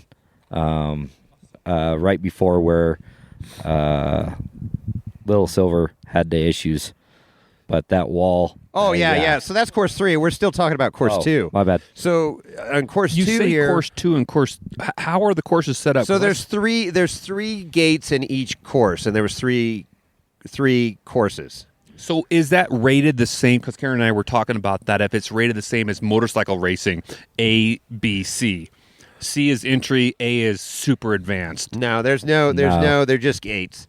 It's just this gates. Is Trailbreaker. This is only the best of the best. Doing it, so you don't really rate them because there is no rating for something no one's ever done. No, before. Nobody's ever done it before. Like Dolly and Eric, Hannah, they were judging that was a We Rocks. Much lower class race. Yeah, that's We Rock. So they have different classes there, but this was specifically Trailbreaker. So these were the top 10 best drivers, and they split it up into 3 courses. They have 15 minutes on each course, and then there's 3 gates on each course. So literally nobody's ever driven this obstacle before. They are the first ones on the obstacle. Yeah, guys just went to a rock and put out cones. Yeah. Said good luck, everyone. Yeah, good luck, everybody else. So the 1, 2, and 3 didn't have any significance besides numbering them for correct similarities. Yep, exactly. And then so that obstacle that I was talking about in course 2, Craig Allen flipped over backwards. Yes, that was pretty hard roll for him. Unfortunately, that ended his day. But yeah, and then watching Brassanini on this thing, he kept working it and then giving it the woo pows, and he crawled up the left side line, which I thought was impossible, but obviously it's possible. These guys see shit that I don't see, and obviously their cars are way more capable than mine. But it's insane to watch them figure out that puzzle and just try all the different tools that they have. We talked about that with Dave Wong, and the stuff going through their heads is just like, okay, figure this shit out. So then, you go into the 3rd course, and then they had like a little canyon to go through, a hard right turn that they had to work up a little sand hill, and then it was this major climb. So they were on joint effort at that point. Yeah, joint effort. They were on joint effort, and they actually did one of the obstacles that we do, whoop-de-doo. And then there's this right turn that we normally go to the left. And never in a million years would I ever think about driving a vehicle up this wall, but here they are. Up this freaking wall. Right. But it gave it gave them. I mean, people had trouble going up that. Just full whoop house. Well, at the base of it, war whistles singing. Yeah, yeah. At the base of it was all sand, so it was really hard for them to get a running start at it to carry any momentum. Exactly. And then once they get, I think it was about halfway up that wall, just the way the wall was and with the lips and the traction, they'd start bouncing, and then, you catch it was literally you either caught the right bounce and made it up, or you caught the wrong bounce and you were going over. Exactly. Yeah, so Caleb Redden was the first one on course, and so you go through all 3 courses in succession, and he made it. He cleared every obstacle, cleared that last wall obstacle. So he set the standard right out of the gate. He was the first one out of 10. Dave Wong was the last again. He's been pulled last, I guess, the last 3 years, he was saying. But, yeah, and talking with Rich and stuff, and it's like, is there advantage being last? Is there advantage being first? And I don't know. There's you could argue because there's no tire tracks, so now you're putting down tire tracks. It could be loose, whereas if a few cars go through, they've scuffed off and got rid of some of the loose material, but then they could also move rocks that could hurt people behind them. So, you could argue it many different ways. And one of the drivers said, I think it was the third driver, because Caleb went up that first on course 2, that second hard spot that you were talking about, and I think he tried every line under the sun. So by the time the next drivers got there, there's tire marks everywhere. That was Craig Allen. So so there's tire marks everywhere, and he's like, okay, which one actually worked? Yep, exactly. So, I mean, it never disappoints. I was there for the whole thing. It was a hot day out there in the sun after wheeling, but I went back to camp and took a cold shower, man. I was done. That could be one of the big problems for guys like Dave that are getting that 10 seed sitting there baking for hours. Sure. It definitely played into it. But anyways, exciting to watch. Always a great time. Yeah, here's a suggestion. If you guys happen to walk by a Home Depot or something, get their $6 umbrella, because I had one of those, and I'll tell you what, the man with the umbrella, when it's 115, is a king with the ladies. Yeah, no, for sure. The you usually see Asians with umbrellas out there in the sun, but there was a lot of umbrellas deployed out at Trail Hero this year. The rednecks had big hats or big umbrellas too. I got to give a shout out to Dave. This one, I think all events that I went to, I totally crashed his easy up every time. Yeah, Dave Wong. Yeah, that was cool. So then that night we had the potluck. Had potluck over at Eric and Dolly's camp over in the bougie campground. We had trouble getting in the gate. The guard wasn't going to let us in. It was close. It was touch and go for sure. I had to name drop like a mother scratcher, man. I was dropping names left and right to try and get in, and finally. Yeah, it was tough. Yeah, Lorenzo got you in. That's the only thing. That's the only reason you rolled in. James was getting pissed. We were going to have to call security and stuff. And looking for bypasses. Lorenzo came up. I don't know what he whispered into the guard's ear, but he's like, "Okay, you guys are good. Come on in." So we got in. It must have been who you were. They let me right in. Oh man. So that was a lot of fun. It was an eclectic mix of typical potluck, man. There was all kinds of different. Oh, it was good stuff out there. Dave brought chili. Yeah, the chili was awesome. And chili was good. You would think at 90-degree heat at that time of night, chili wouldn't be good, but it was good. It was anywhere from chili to shrimp pasta to tri-tip sandwiches. There was tri-tip sandwiches, smoked Yep. tri-tip sandwiches. Tom, don't sell yourself short. very and eclectic Karen did the potluck. blue cheese on it. Oh, It was phenomenal. There was no theme. Yeah, no theme. And that was the night you brought Kelly the surprise. I did. Oh, that was a great that's right. surprise by you and Helicopter Rhonda. cake. The helicopter cake. Oh man, yeah. So after the, we found out Kelly was okay, and she showed up at camp Saturday. So, we all gave her a hug and glad she was there and all this stuff. And we went to Walmart and had to go over to the Matchbox aisle and pick up a I couldn't find a red Jeep, but I found a red like K5 Blazer, so it looked like a Jeep. Upside down, it really looked like a Jeep. So I stuck that upside down on top of a cupcake, and then we had some whipped cream. So we like did this dollop of whipped cream, and Dave from Code Nelson bought a helicopter, so stuck that on this plate. So it was a pretty cool display. I'm no cake decorator, but it came out pretty good. And we all knew what it was. Yeah, so Rhonda and I are there, and I'm having second thoughts. I'm like, oh, shit. This too soon? Not good. I don't know. So, Rhonda, yeah, chime in here.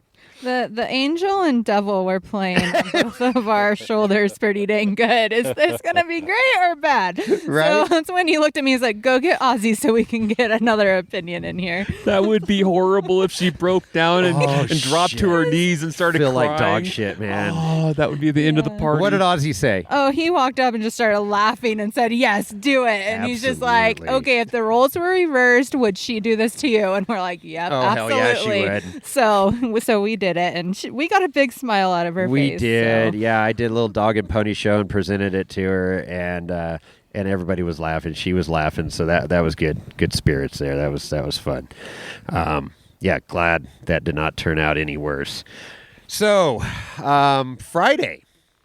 Go ahead, Tom. You said you had stuff for Friday. Oh, shit, I'm not ready. Oh, boy. We caught him off guard. A funny story about the potluck is Dave, when he was done with his chili, he's wrapping it all up and stuff. I said, hey, man, I know where you're sleeping. Like, that's Section 8 is scary. Like, do you want me to protect your chili?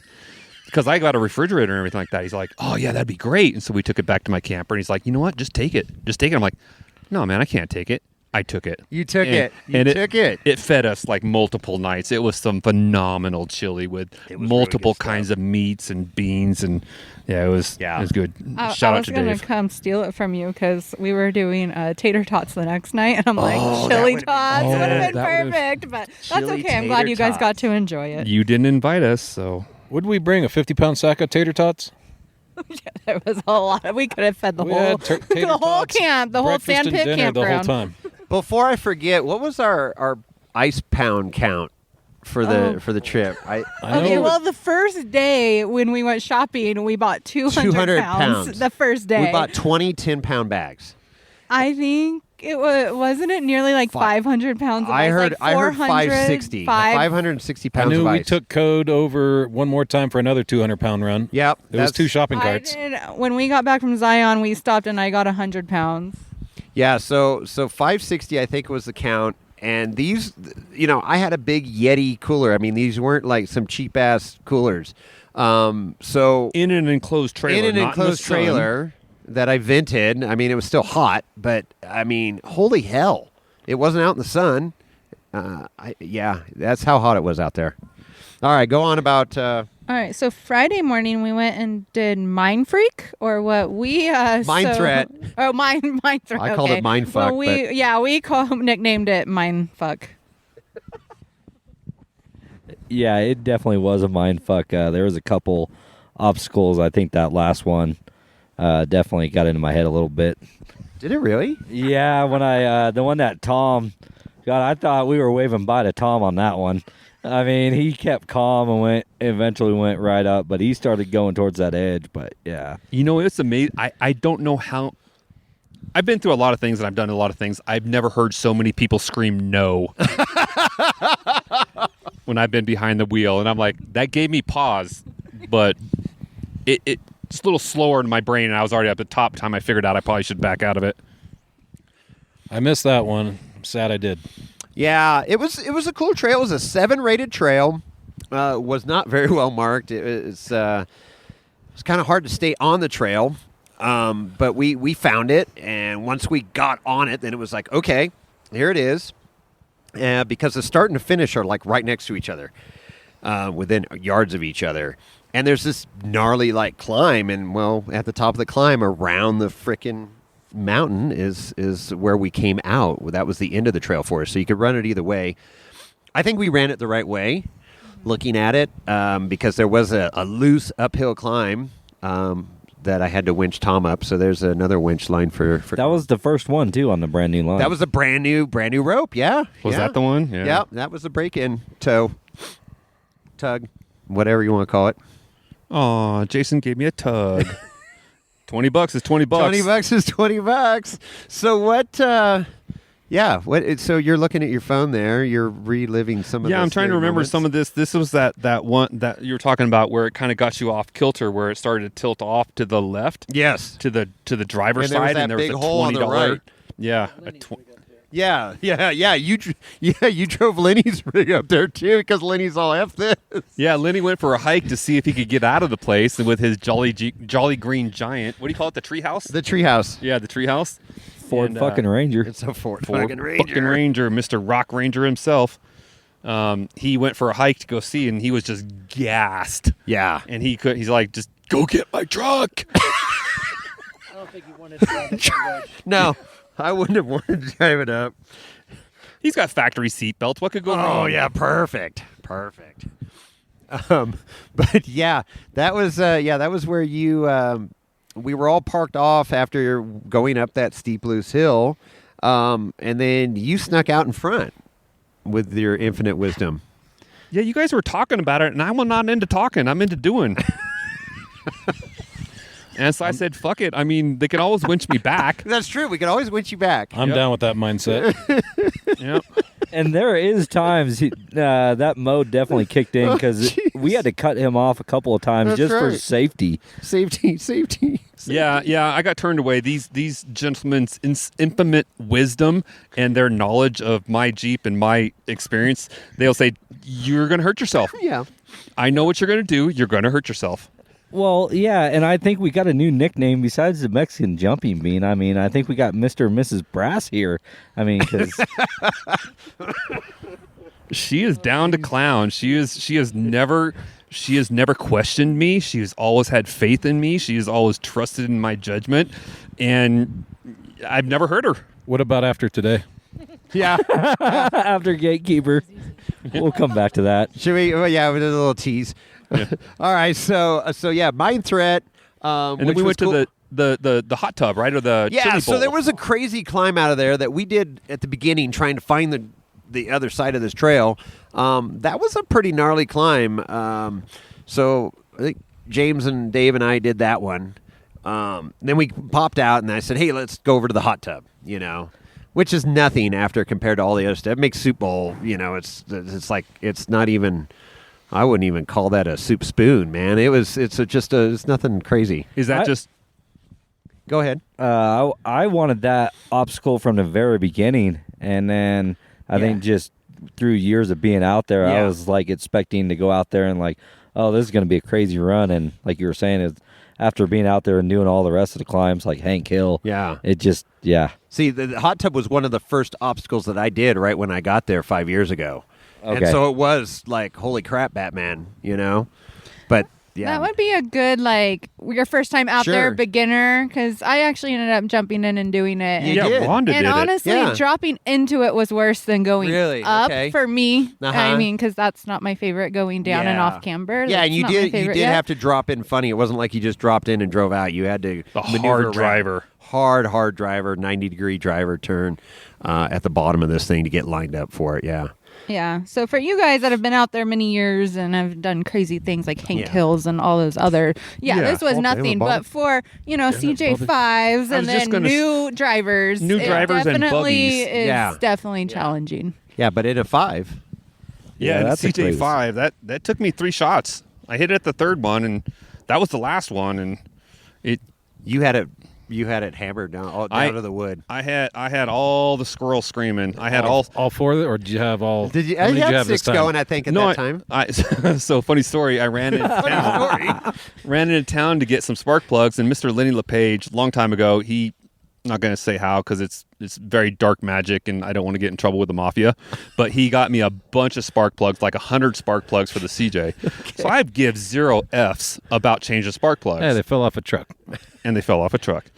But now that I'm out of those spark plugs, I've gone through 100, and I'm having to buy them. They're expensive. Spark plugs aren't cheap.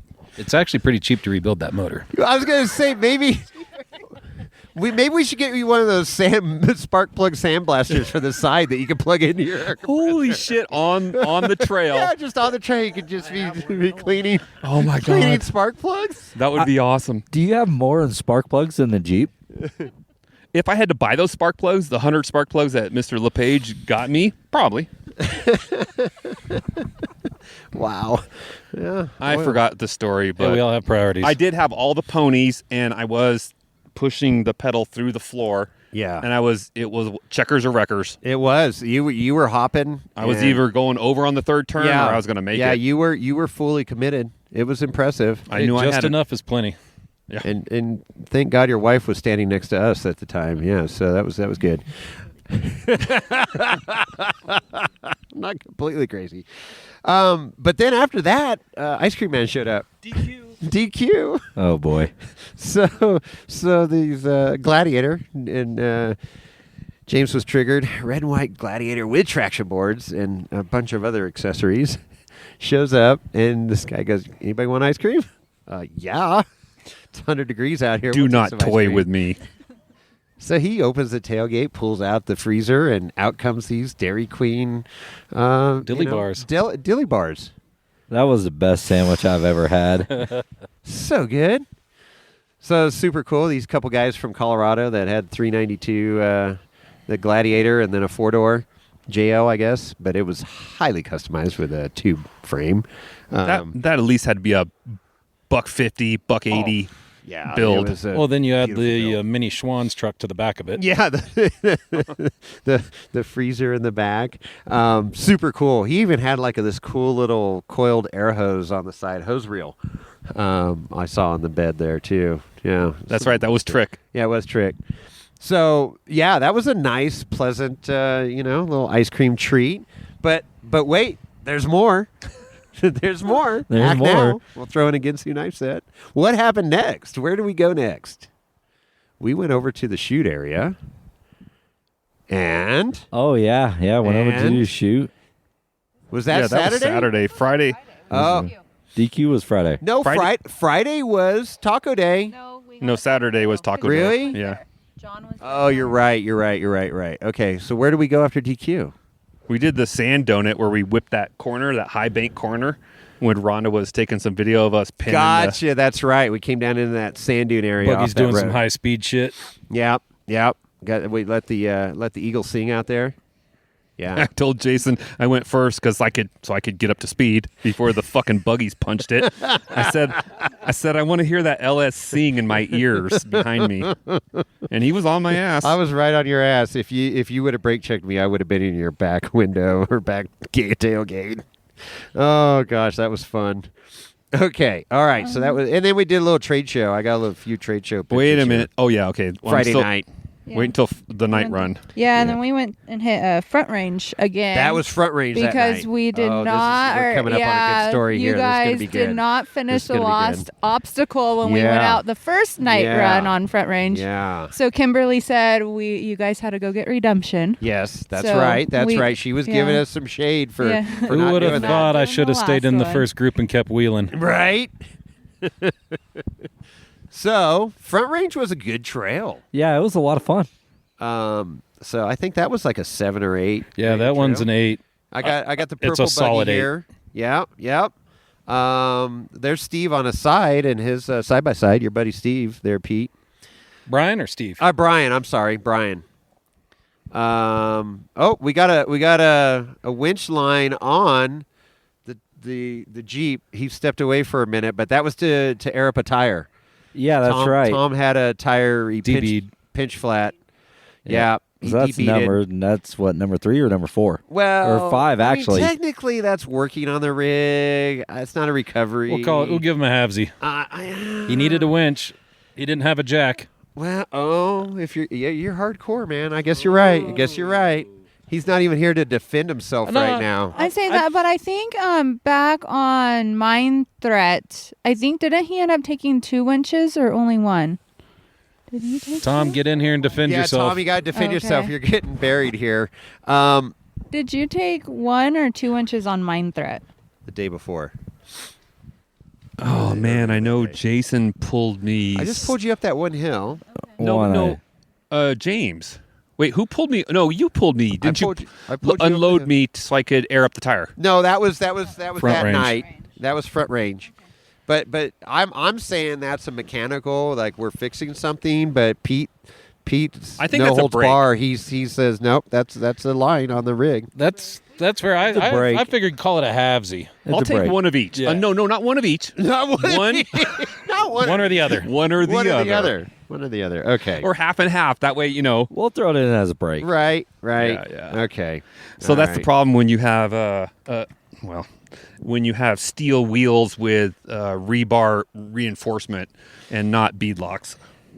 Well, yeah. So to elaborate, you have on your welded to your rim is what, like 3/8 or 3/8 rebar around there that just to grind on rocks and Number stuff. 4 rebar. Yeah, just freaking Makes a good grinding material. It makes Uh-huh. a good defense for smashing the rocks. They don't pop beads as Yeah. much. And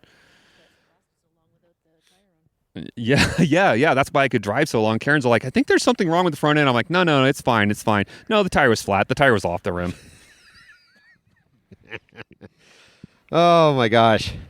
Yeah, so front range. All right, so I don't want to leave anything out here because we were finishing up the last obstacle in front range, which is pretty damn gnarly, especially at night. One buggy had to bypass. One buggy had to bypass. And one of the side-by-sides took a line. Yeah, and then no, it wasn't Dave. Somebody did. Justin did. Justin. Yeah, that's right. Yeah, he was buried in that hole. And Yeah, Brian he was used all his roll bar messed up. kickstand, so he just bailed out before it was too late for him. Right. That's right.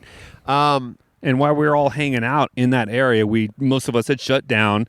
Kimberly was out dancing on the hood. She had a There was little a dance dance party party going on the tire there. Yep. Yep. And James introduced it. He said he's got a little fuel pressure problem. Yeah. Yeah. Fuel pump wasn't working properly. So this, give a little backstory here. Oh, here we go. This ought to be good. This whole time, I got a new tank in the buggy, 17 gallons, and the whole time every time I've had to fill back up in camp, it's only been 3-4 gallons, nothing crazy.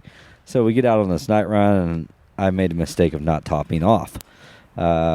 So fast forward back up to the obstacle, finished the obstacle, got up to the top, and it sputtered a little bit. I was like, what the hell? And so I started looking at my fuel pressure gauge because I got these nice AEM gauges now. And the pump was starting to make some noise, and those pumps kind of get eaten up. And I was like, I thought for sure I was not out of gas. I swore it was the pump, and I was like, no big deal. I got another pump back at camp. So Brian was super nice and ran me back to camp and grabbed my pump and the rest of my tools I needed for that. And we ran back out there, changed the pump, and still nothing. So I was like, okay, well, all those fellas check Meanwhile, the tank. it's about 11 o'clock at night. Yeah, it is about 11:30 at 11:30. night.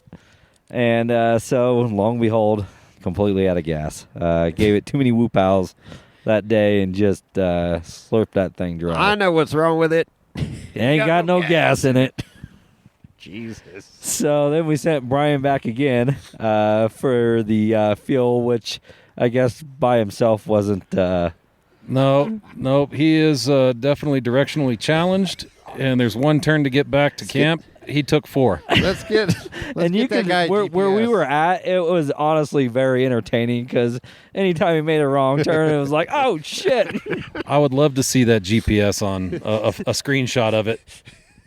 No radio. No radio. Radio. Yeah, but my God, man, that guy is a saint. He not only did he run me back twice for camp, but I don't know how much cable that guy pulled throughout that every whole time trip. somebody needed something on Whether the he trail, was- he was running around, pulling cable, hooking up shackles. Yeah. Whether he was near the incident or not, he would run up 10 cars just to help pull line and hook you up. Yeah, that was cool. So, thanks, Brian, for all the footwork there. Yeah, For Brian. Brian on the spot. He always has been, always will be. Oh, That's the there way you he's go. wired. There you Brian go. spotted me quite a few times. Right on. Yeah, so long story short, ran out of gas, and then we ended up not getting back to camp until about 12:15 a.m., I think. Wow. And we missed the Yeah. Moonshine Bandits. It was it was late. Oh, Well, you're we were breaking my listening heart. to him And we did hear him. while we were waiting for Brian on his multiple laps. Yeah, we were listening to faint hints of it. So you always know your friends when you break down and you do stupid shit and you break your truck. The guys who hang out with you and wait for the recovery parts to get back, those are the guys. Right. I was waiting at camp. I stayed awake, and I didn't drink in case I had to run ultimate rescue mission. I was sitting there, and I'm like, I want to drink. I want to drink. Where's my whiskey? I want to drink. Where's my whiskey? I was thinking the same thing because I was up on the trail, and all I was drinking was water. Yeah, so I did. I had water and Gatorade, cooled down, and I was listening to the concert a little bit, and then I kept getting updates from James, and then it was like, okay, it doesn't have gas in it. I'm like, okay. I go, I'll wait till you get back. So as soon as you got back, then I hopped in the shower and went to bed. I still think you had a glass of bourbon there, though. Nope. No. Yeah, and that was the night that James was like, "Hey, man, I think we're going to head back," and the rest of us were like, "You know what? We're going to roll. We're good. Yeah, we're all going to head back." And Pete and everybody. And good. I had a 50-50 chance. Sure, I messed that one up. And it was the Plakes. And who else were you with, Jason? When we split off. Oh yeah, because we were going to go home, and you guys were going to still do trails. Ozzy, Kimberly, then there was another one in there. I think Carlos went with them. Yeah, Carlos. And did Anthony show up that night? No, okay. Anthony that night. And so you guys are planning on doing more trails. We're like, nah, we're out. We're done. We're checking out. We're done. Well, they got home 3 hours before we did. Yep, that's right. Yeah. Well, it's all good. I'll blame it on Brian. His directions. No gas. Yeah. All right, so Saturday. So John showed up in camp to, man, what a saint. Him and Mark drove out from, Benicia area, I guess, there, where they live, and then with an empty trailer to pick up Kelly's Jeep to haul it back to Sacramento. And so they drove out Friday, got there Friday night, early Saturday morning, got in the gate Saturday morning, and so we took them out. We hit a little 777s. Did some fun obstacles there. Yeah, with Kimberly, Glenn, George. Yep. His wife. Who else? Us. There was a couple others, I think. Yeah. Oh, the Jeeps that we didn't know. That's right. Well, George, it was George, and then Fig Speed were out there. Yeah, it was a good group. So our goal was to go up to the Fallen. Yeah, my favorite trail, the Fallen. And so we worked our way up, and I go, man, we had some delays, and I go, man, it's going to be too late. There's going to be a group on the trail, right? Boy, were you right. You were right. There was 80 Jeeps on that trail. There were 80 Jeeps on the trail. What are you talking about? On the Fallen? Oh, no. No, there was nobody on the trail. No, well, we bypassed them all. They were still down in the cracks. We bypassed all that I don't stuff. know. Yeah, I think they were on like chain reaction. They were on a different run. Okay. They were on a different run. Joint effort. When we were on 777s trying to work our way over to the Fallen, there was another run going on. You're right. Yeah. We get on the Fallen, and we had the whole trail to ourselves. Yeah, it was amazing. And that was good, and did some bonus lines in there. John got eye-opening of what Welcome to Sand Hollow, and the stuff we can climb out there. Oh, that was great. The wall when you stopped right next to it, because I think you were just setting it up for him. I totally set it up. I go, oh, no. And then you just go right up it, and then we start heading over for it, and he goes, are you going up that? And I go, yeah. And he's like, tighten down the lap belts and holding on to the old shit handle. I mean, he had a sewing machine leg going, and he wasn't even driving. Oh man, so that was cool and great freaking trail, and so we got up there and man, just kind of walked through every obstacle and got up to the big crack at the top and walked through that, got all the way up the next couple obstacles to the memorial at the top. So I hung out up there. That was cool. And then what? Who do we see up there? Recovery guy. What was that guy? Trail Mater. Trail Mater, yeah. Yeah. Rory. Thank you, Rory. His crew was up there, so that was cool. And then we worked our way around to the chute. Okay, because I said, let's do the chute. Well, there was a lot of people over there. Popular spot on a Saturday afternoon. And tacos. Those tacos were amazing. Thank you, Artec, for supplying tacos at the bottom of the chute. And there was like 4 different meats, right? It had carne asada, had carnitas, had pollo, had chicken. I mean, it was a nice spread. That's when we ran into you guys. That's right. Then you guys were coming up from another trail. What did you guys do? Double Sammy or something? Or? Yes, we did double Sammy with Bill and Greg and Greg's wife. Oh, okay. Sorry, Heather. Yep. And Eric was in with Bill. Okay. And it was Zach and Sarah in their Toyota. Oh, yeah, that's right. They had their Toyota. And that little, oh, my God. Love Zach and Sarah, but their fan coach was not ready for a trail hero. Oh, no. Yeah. We spent probably 2 hours at least fixing that. Oh, wow. Okay. Doubling back to the fallen night, Chai was with us. Oh, that's right. That's right. Yeah. The first person. I knew we had another. I just couldn't figure out which one it was. Yeah, you're talking about not fall the night before. You're talking about Front Range. Front Range. Front Range, yeah. He did run out of gas. We were transferring gas with That's water right. bottles. 2 guys. That was 2 guys. Gatorade bottles. That lasted him the rest of the week. All right, you can thank Pete, Chai Pete, for his good memory there.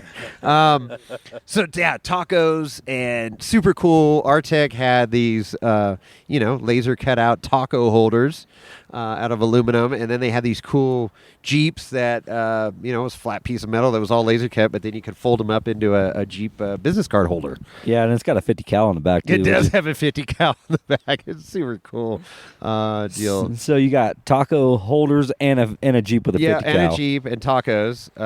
I went back for a couple more. I think I had 5 tacos up there. I think I was in the same boat. I ate so many tacos. Free Glad food. I didn't know it was there. Pete didn't know it was there. We caught the my tail record's end 27. of it. Yeah, we caught the tail end of it, and then the ice cream truck showed up. A different ice cream truck. Yeah. What's it called? Steer Smart. Steer Smart. Steer Smarts. The one guy with the 26-inch rims. Yeah, that was. I got a picture of it here. Yeah, the thing was weird. It was a Gladiator.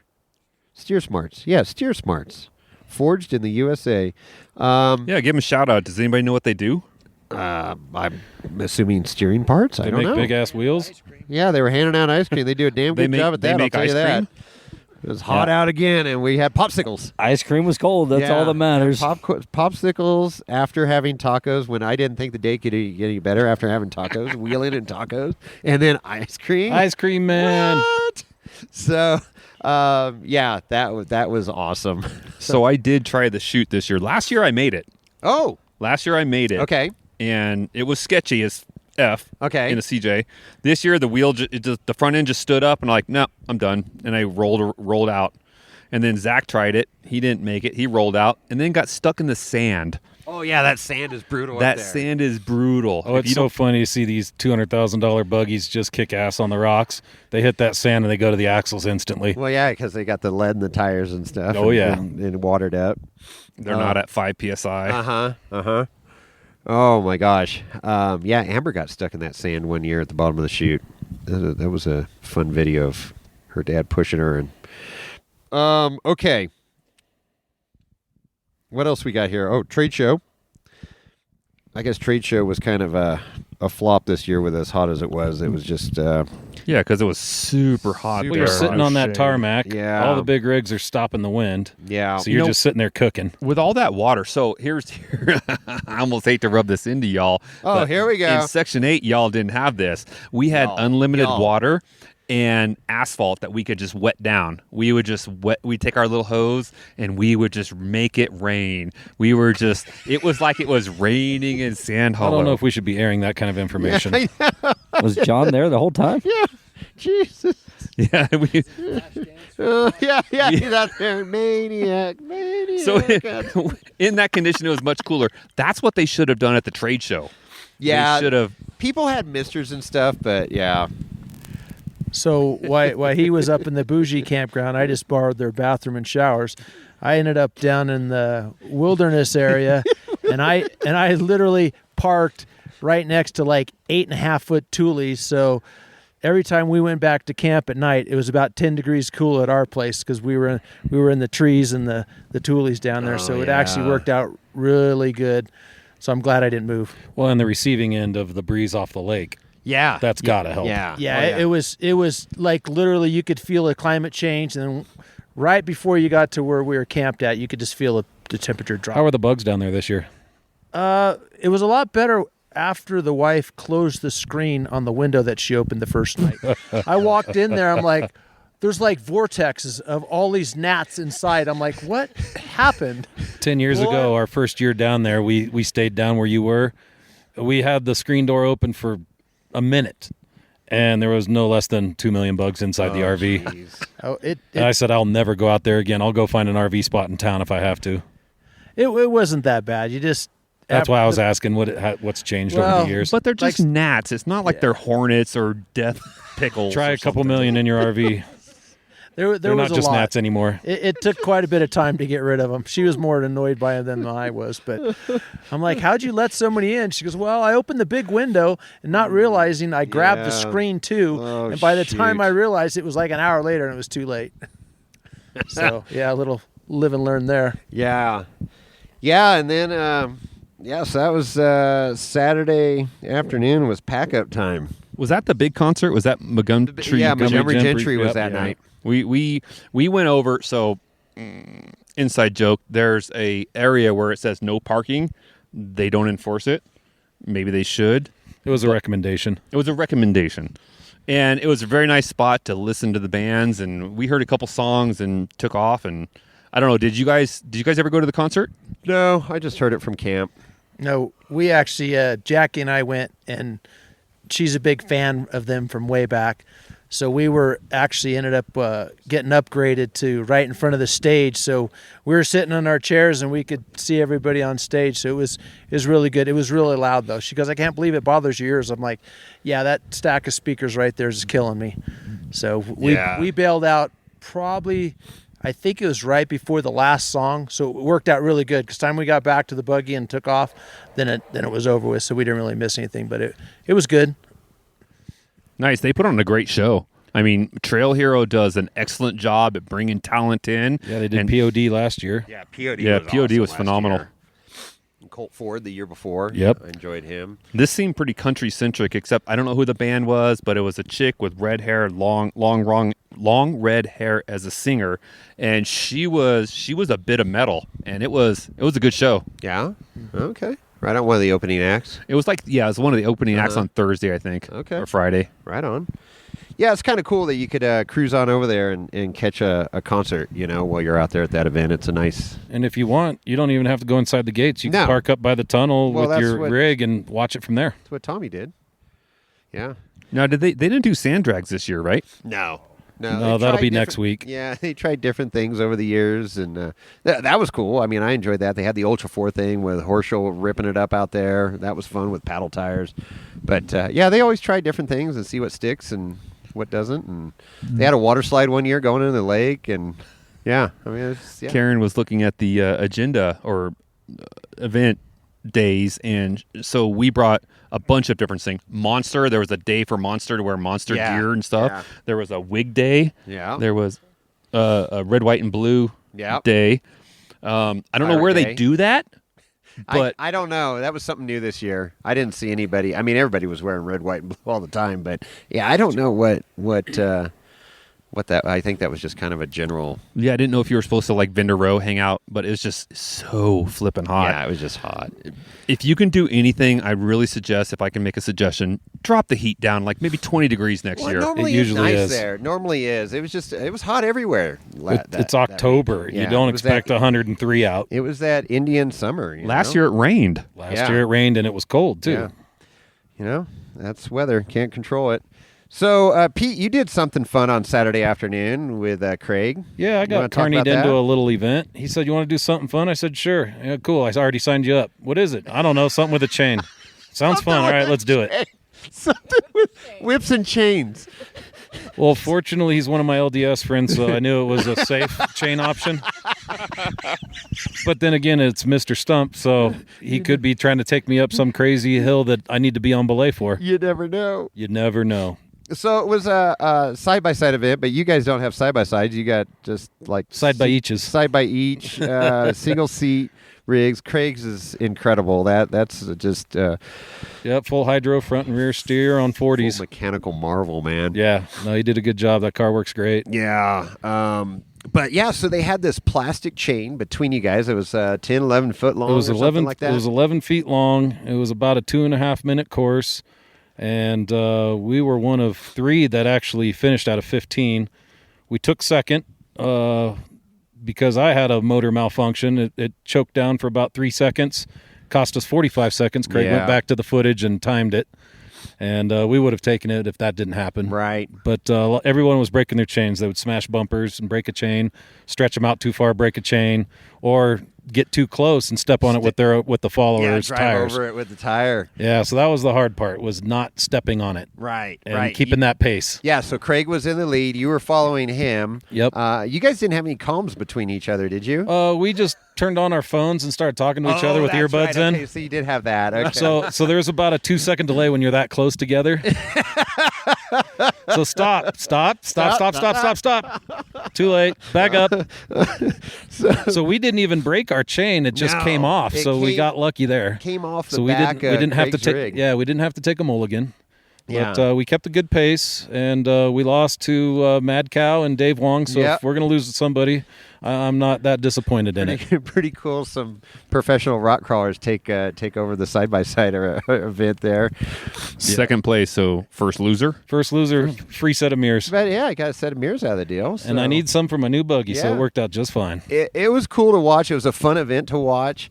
The first team was like hauling ass, and then they broke chain and all that stuff. And then watching Pete and Craig, they were like calculated, very smooth, you know.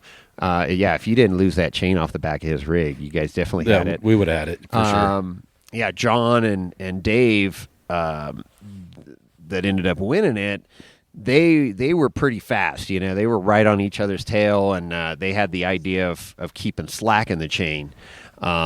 And it was working for them until it didn't. They snapped the chain, and then they had to reconnect with a zip tie and then get back in. But it was a cool event. It was really cool. I had a lot of fun. That was my first comp to podium. Felt pretty good. Yeah. You know, I hang out with all these heroes, and I play with them, and I've never gauged myself with them. Feels pretty good to be a part of it. I'd like to see that event with buggies. I think that'd be fun with buggies, too. Yeah, you'd need a steel chain. Yeah. Oh, shoot. Yeah, so then everybody kind of packed up, and then a lot of people left Sunday morning. I think I'm the only one with drama on the way home. I did lose a hub on a trailer. So but you were an hour away or something? No, I was just this side of Tonopah, so I was still about 5 hours from home, 6 hours from home. So we tricycled that old girl back home because it's a Sunday. No one's open on Sunday for those parts. So we put all the heavy stuff in Brian's trailer, put all the light stuff in mine, and kept it at double nickels all the way home. Just slow and steady on 3 trailer tires. Sort it out in my own garage. But you made it work. Made it happen. That's good. That's really a trick I use. I don't know if it helps, but when we got to Trail Hero, I have a non-contact infrared gun that I go around check hubs with, and my hubs were hot. And so Lenny had a grease gun. We jacked it up and lubed all the bearings because it's got that Dexter shit on it. Right. But I think running around with a heat gun saves so much problems. Yeah, I go around at every fuel stop and put my hands on the hubs. And it was hot, but I could keep my hand on it. Huh. But then I decided to kick her up a notch, and maybe that was a little too much. Did it lock it up? No, fortunately, Brian was tailgating as usual, and he caught me right away. That thing didn't make it a half a mile before I was off the road. Wow, okay. So we saved everything. Spindle's good. We just lost the bearings in the hub. And it ejected. He said it shot across the highway. Whatever I lost. Oh, it left the chat. It didn't just lock the wheel. Whatever was inside decided to be across the highway. Right outside. He's like, whatever it was, it just blew up, and it shot across the highway. Holy shit. So it was hostile. It looked like the bearing just backed out. Wow. Okay.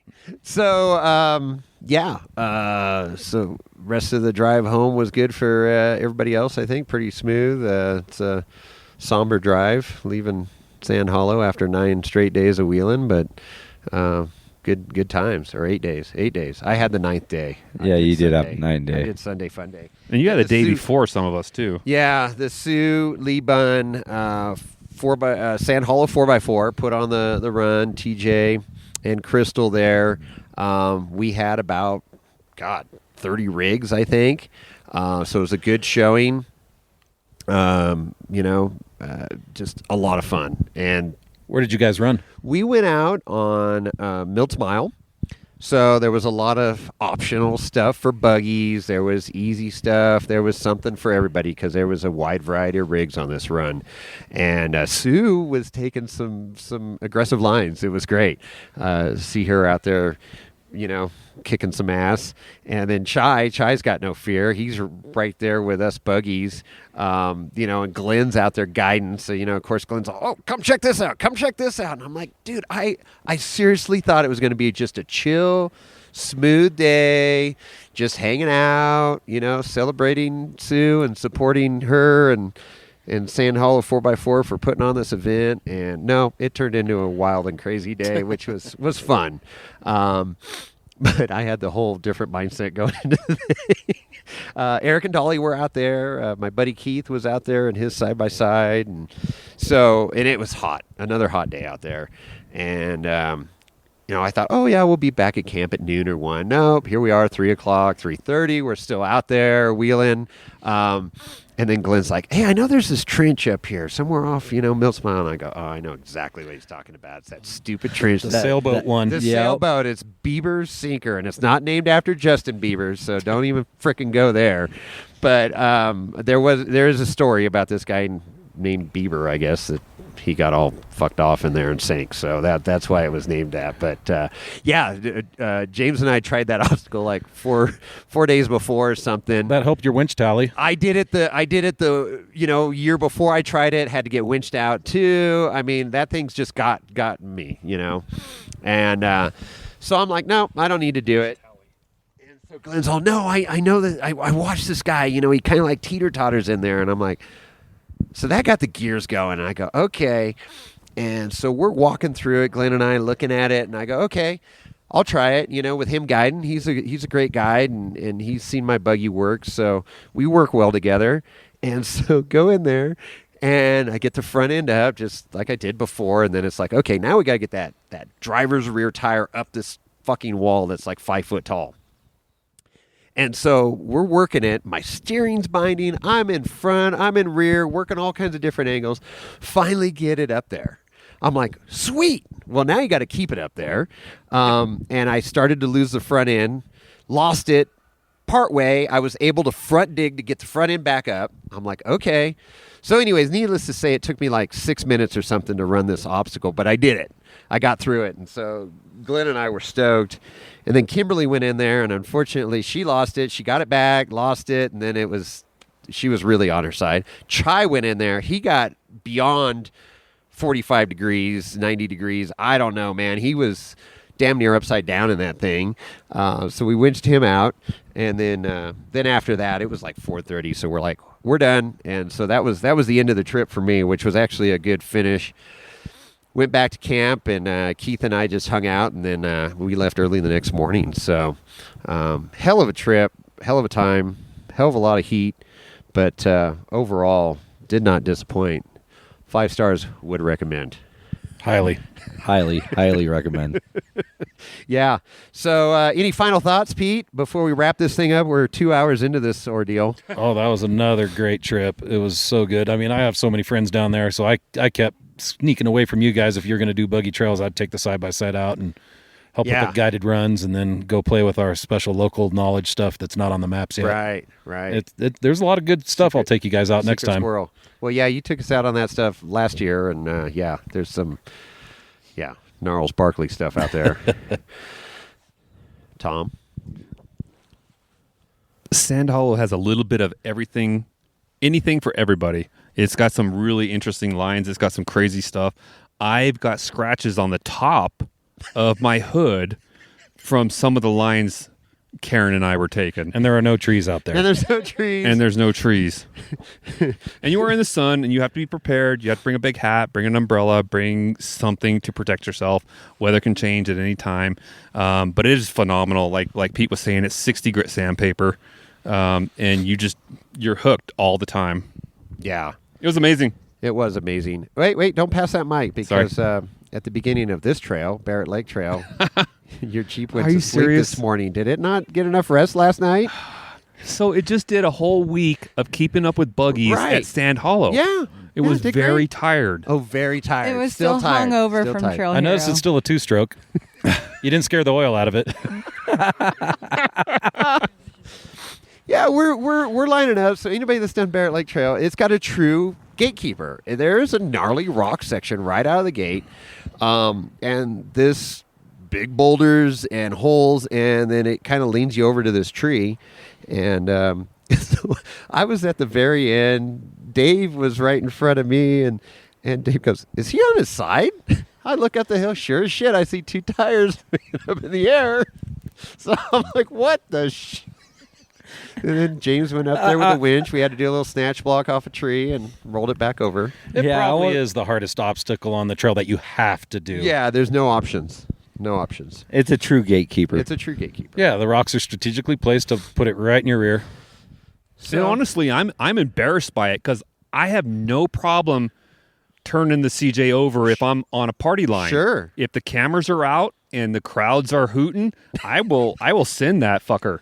But honestly, this was just a lack of judgment. I wasn't paying attention. Maybe you were still asleep this morning. You didn't have your second cup of coffee yet? I did get up at what? Oh, dark. 3:30 this morning. Yeah, to drive up here. Yeah, to get up here. Yeah, no, I was like, oh shit, but we had you uprighted and back going right away. So. Yeah, and the CJ fired right back up. I'm sure did. it's quart low on oil or something, but it drives the same whether it's upright or on its side. Yeah, I did try to recover. I turned the wheels before the low oil pressure kicked on. Nice. The little oil horse horn. Yeah, you might be a little low. I didn't see you smoking too much, but you were behind me. So it's all right. There's a little puff of smoke. So that's the. This is my second time on Barrett Lake Jeep Trail. Toyota Trail. Yeah. We're surrounded by Toyotas in camp too. A huge Toyota contingent in here today. And this was the second time Karen and I both have been on this trail, and this is the second time I put it on its side. Yeah. The first time was on the green line. Was on the green line in the S-turn area in the middle of the trail. Yep. But you self-recovered there. I did. With a winch. That was impressive. And that was in 4 minutes. Dude, that was Ultra 4 shit. We've talked about that before on the podcast, but that was Ultra 4 shit right there. Yeah, this one took a little longer. Yeah. So you say this is a Jeep trail, and the only rigs in our group that had to be winched today were Jeeps. Oh, whoa. Wow, she didn't say much this whole podcast. It is Pick on Tom Day. I thought we were friends. That's rough. Wow. Coming from all angles. Wow. All right, James. Yeah, take that mic away from Rhonda. No, go ahead, Rhonda. Oh, just coming back to the winch total for Trail Oh, here we go. Here we go. I thought you were going to get off untalked about. Jason, did you take a winch on Sunday? Because I thought I got a text message saying you had a winch. I winched people. Oh, so you didn't take a winch. I assisted. There was a actually disabled veteran guy that he rolled over his rig, so I had to winch him back up. Okay. Well, okay. So I winched Just him. clarifying. I winched a couple other people, but I did not have to take a winch that day. Well, out of the people here, you won the winch total at Trail Hero. You took 3 winches. 3 winches. And you had 2 brakes. You had your fuel pump. I have fuel pump, two starter. parts. So yeah. you win the award for Sweet. most brakes and that winches. means I was trying the hardest. I think Rhonda's going to give you her taco holder now. I was going to say, what do I get? Jason, I ain't no bitch. I want something. Go ahead, Jay's over there laughing. I'm pretty sure you had 3 lines. Are you? The third one doesn't count because we were. That was when I was out of gas. See, running out of gas is pretty bad. It's not as bad as bypasses. That's like 4 winches added to the 2. It's not as bad as bypasses though.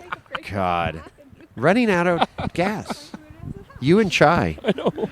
Same trail. Same trail. Same night. Within 15 minutes of each other. Hey, you got to stick together with your buddies, man. I like how you're like, dude, I think somebody siphoned some gas out of my tank at camp. I'm like, dude, there's 5-gallon gas cans sitting here that they can walk off with. Nobody went through the trouble to siphon gas out of your fucking rig.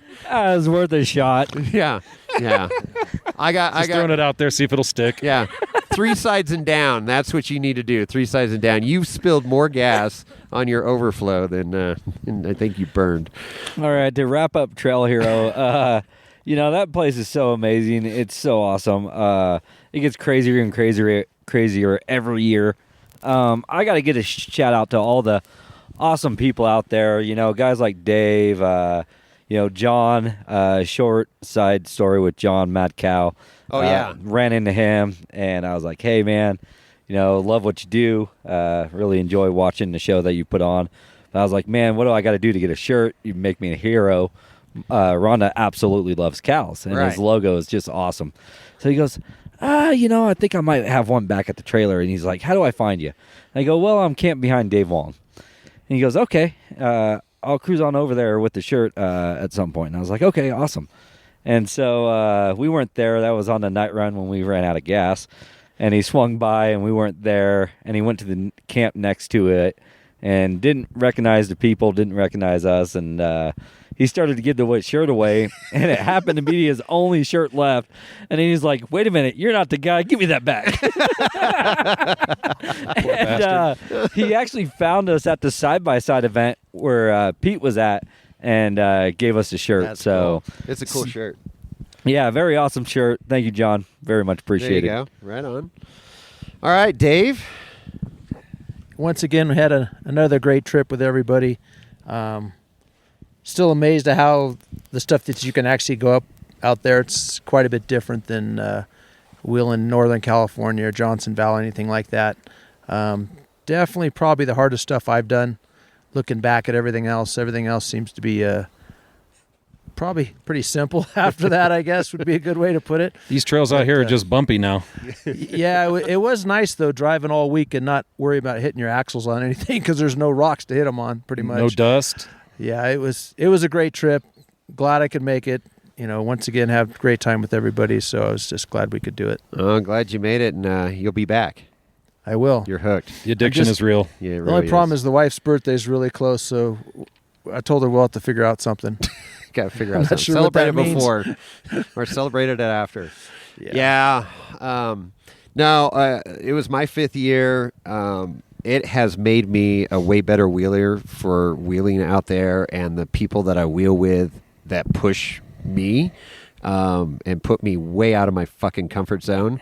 But the plus side is you become a better wheeler, and you learn how to work your rig, especially a drag axle out there wheeling with 4-steer buggies that are highly capable and doing some of their same lines. There's definitely places that I have no business being out there in a drag axle, but I love it. It's so much fun. You're right there next to camp. There's just so many positives. So if you haven't been out there, highly recommend it. Support Trail Hero. They're doing a great thing. And, I know there was over 6,000 participants this year out there. So it's all for the veterans too. It is. It's America on High. Benefits the veterans. There's just a lot of good vibes going around there. It's not crazy like Hammers or anything. There's definitely, there's people. It's people-y, but it's not out of control. It's amazing how much that real estate will accommodate. Oh, yeah. You get out there on the trails. It really is. Yeah, you get out there and you see how many people are in camp and stuff, and then you get out on that mountain and it's like, where'd everybody go? There can be places. We had Trail here, or Fallen to ourselves Saturday afternoon. Which is the maze. We had a great time, and we never really ran into traffic. Yeah, so it's cool. And if you do run into traffic, there's a trail like 2 feet over on the other side. So. And somebody may have ice cream. Exactly. There may be ice cream out there. Well, thank you for participating in this short podcast. Here at Barrett Lake, it's wind's kicking up. We got to head back out because we did not bring any camping gear. We were just doing a day run. But fun recap. I'm glad we got to do it in person, and thank you all for everything. And Tom, thanks for the entertainment. Thanks for having us. Yeah, I always appreciate everybody's hospitality and the friendship in the 4x4 community. There you go. And we're back. Woo! That was That had to be more than a week-long trip. I mean, from all the stuff you guys... It was. We got there Friday. Uh-huh. Before the event started, so we had a travel day, all day Friday, basically. Took our time getting down there.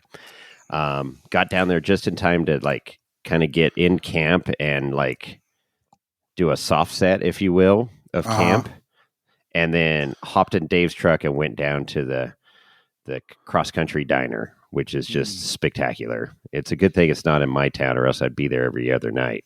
Wait a minute, did Dave not take the motorhome? No, he drove the Doge.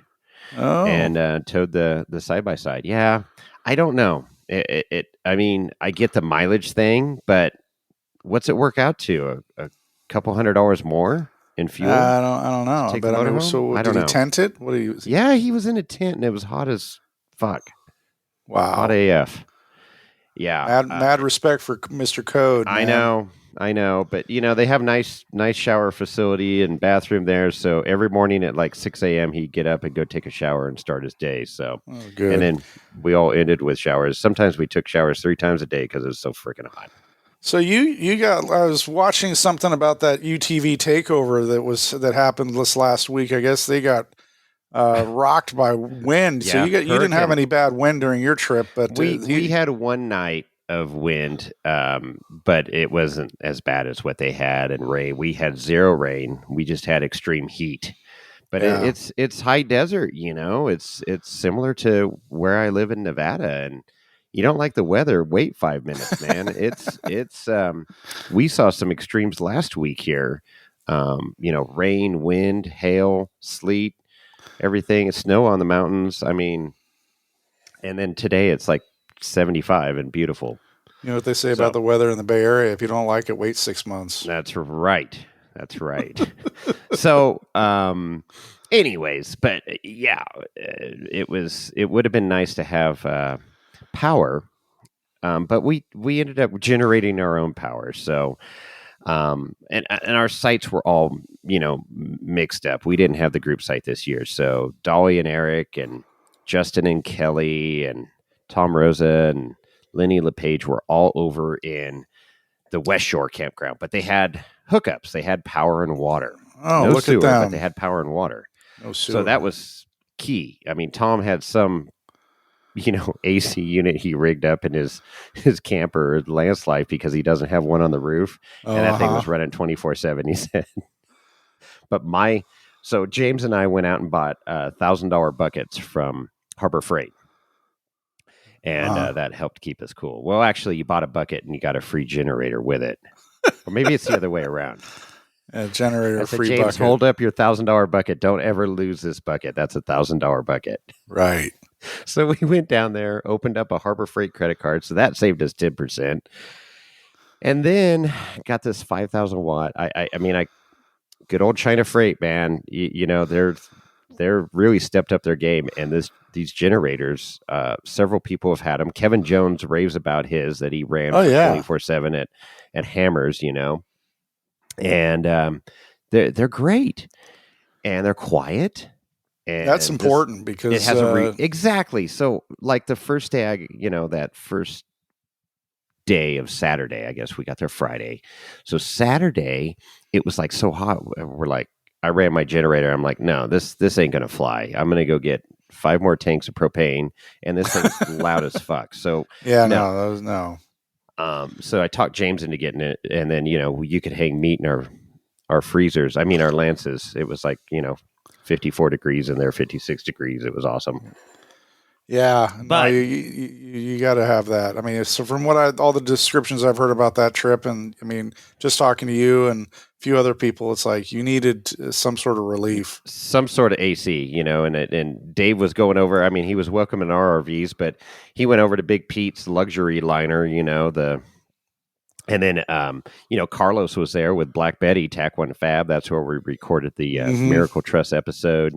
So, it was like everybody was just piling into other people's RVs that had AC going. So, but the cool thing was about Harbor Freight is they had their parking lot sale right when we got back, and that generator went on sale. Oh, that's great. Timing's everything, right? It's my life story. Missed it by that much. But anyways, I go down to Harbor Freight and I go, hey, will you guys go retroactive on that? Well, no, because, it says right here in the ad, can't do that.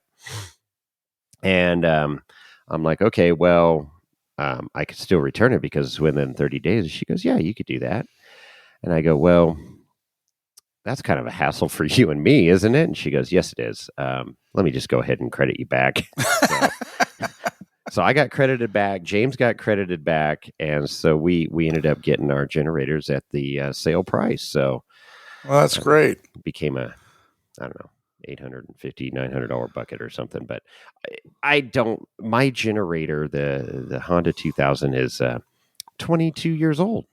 A little long. Yeah, that's middle age for it. Right. Just getting broken in. It's a little, it does shut off once in a while randomly. So it is getting tired. I don't think it's putting out the full 2000 gigawatts anymore. So it was time. It was time to upgrade. And now with the trailer and stuff, I could just throw it in there. Hammers. Yeah, you can be the central power supply for our mini camp at Hammers this coming year. Well, and that's it. And the freaking Starlink sucks down the power, man, at 12 volts. Mm-hmm. That thing hooked up 24/7 sucks down the power because I was plugging into your generator last Hammers just to give a little top off. The solar was kicking ass out there, but I still needed a little top off every day. So, yeah. Anyways, that's generator story, but hot. Fun, great event. You really need to get out there, and you could take the wife and stay at the resort, play golf, come over, participate in whatever activities you want to participate in. I'll take you out on the trail and scare the living shit out of you, and then you can go back to the swimming pool and spa at your resort. Nope. That's a whole lot of nope. No, I want to go, and hopefully things are settling down with my reality at work. That we had a construction meeting today. We are basically 2 to 3 weeks from the end of the project, and Good. all the big dog contractors will be off site, and everything will be handed over to yours truly. Yep. And then hopefully, the grow-in's going well on the stuff that's been grassed. So I'm excited, but I'm exhausted, and I've kind of. Yes, I have had good weather, thank God, because trying to grow Bermuda grass in the fall, not exactly. It's hit and miss. You never know what you're going to get. And Bermuda likes to have hot weather. It just does. It's a warm season turf, and it likes to be hot. And we lucked out, thank God. Yes. So yes, knock on wood.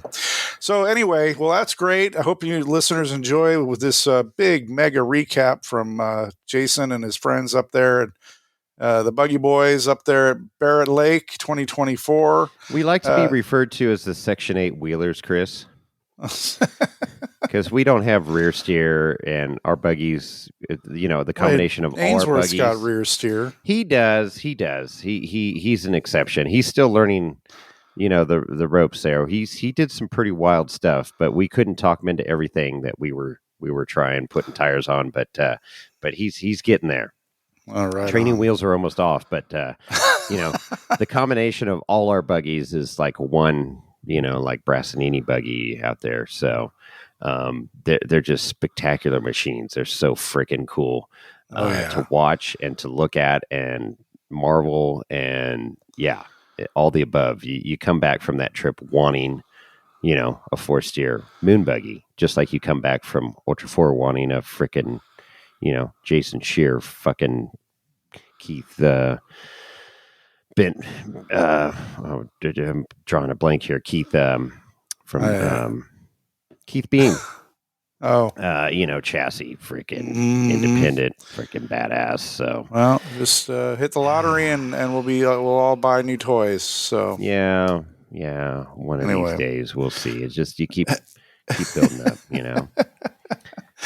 All right. So anyway, hopefully you enjoy the show. If you want to get a hold of Jason or I, you can email us, jason@wheelingwineandwhiskey.com, chris@wheelingwineandwhiskey.com, lorenzo@wheelingwineandwhiskey.com. We haven't heard from Lorenzo in a while. No, you know what? He's been laying low. And I'm sorry, it's Keith Beam. I was right. Get Bent Fabworks. Keith Beam. That's who builds Shear's car and is in the process of building Wick's car. Okay. Well, there you go. Lorenzo is asleep. Oh, good. That's probably a good thing. So, Instagram is at Wheeling Wine and Whiskey. It's a great place to communicate with Jason and I and keep current with whatever's going on in our lives or his life. You can also, one of the best ways to get a hold of us, and we haven't heard from anybody recently, is by voicemail. And that number, Jason, is what? It is 408-800-5169, 408-800-5169. And give us a call. You know who we haven't heard from that's always fun to hear from, besides our other celebrities out there? Jonathan. Is the albino sand squirrel. Where's he at? He's trucking along the United States here. We want to hear from you. We need a phone call. We love getting phone calls from you. And Tom Rosa needs to call in. We named his Jeep affectionately the Mexican jumping bean because should be the Mexican sleeping bean. You know, he puts those leaf springs, man. He gets that sucker hopping.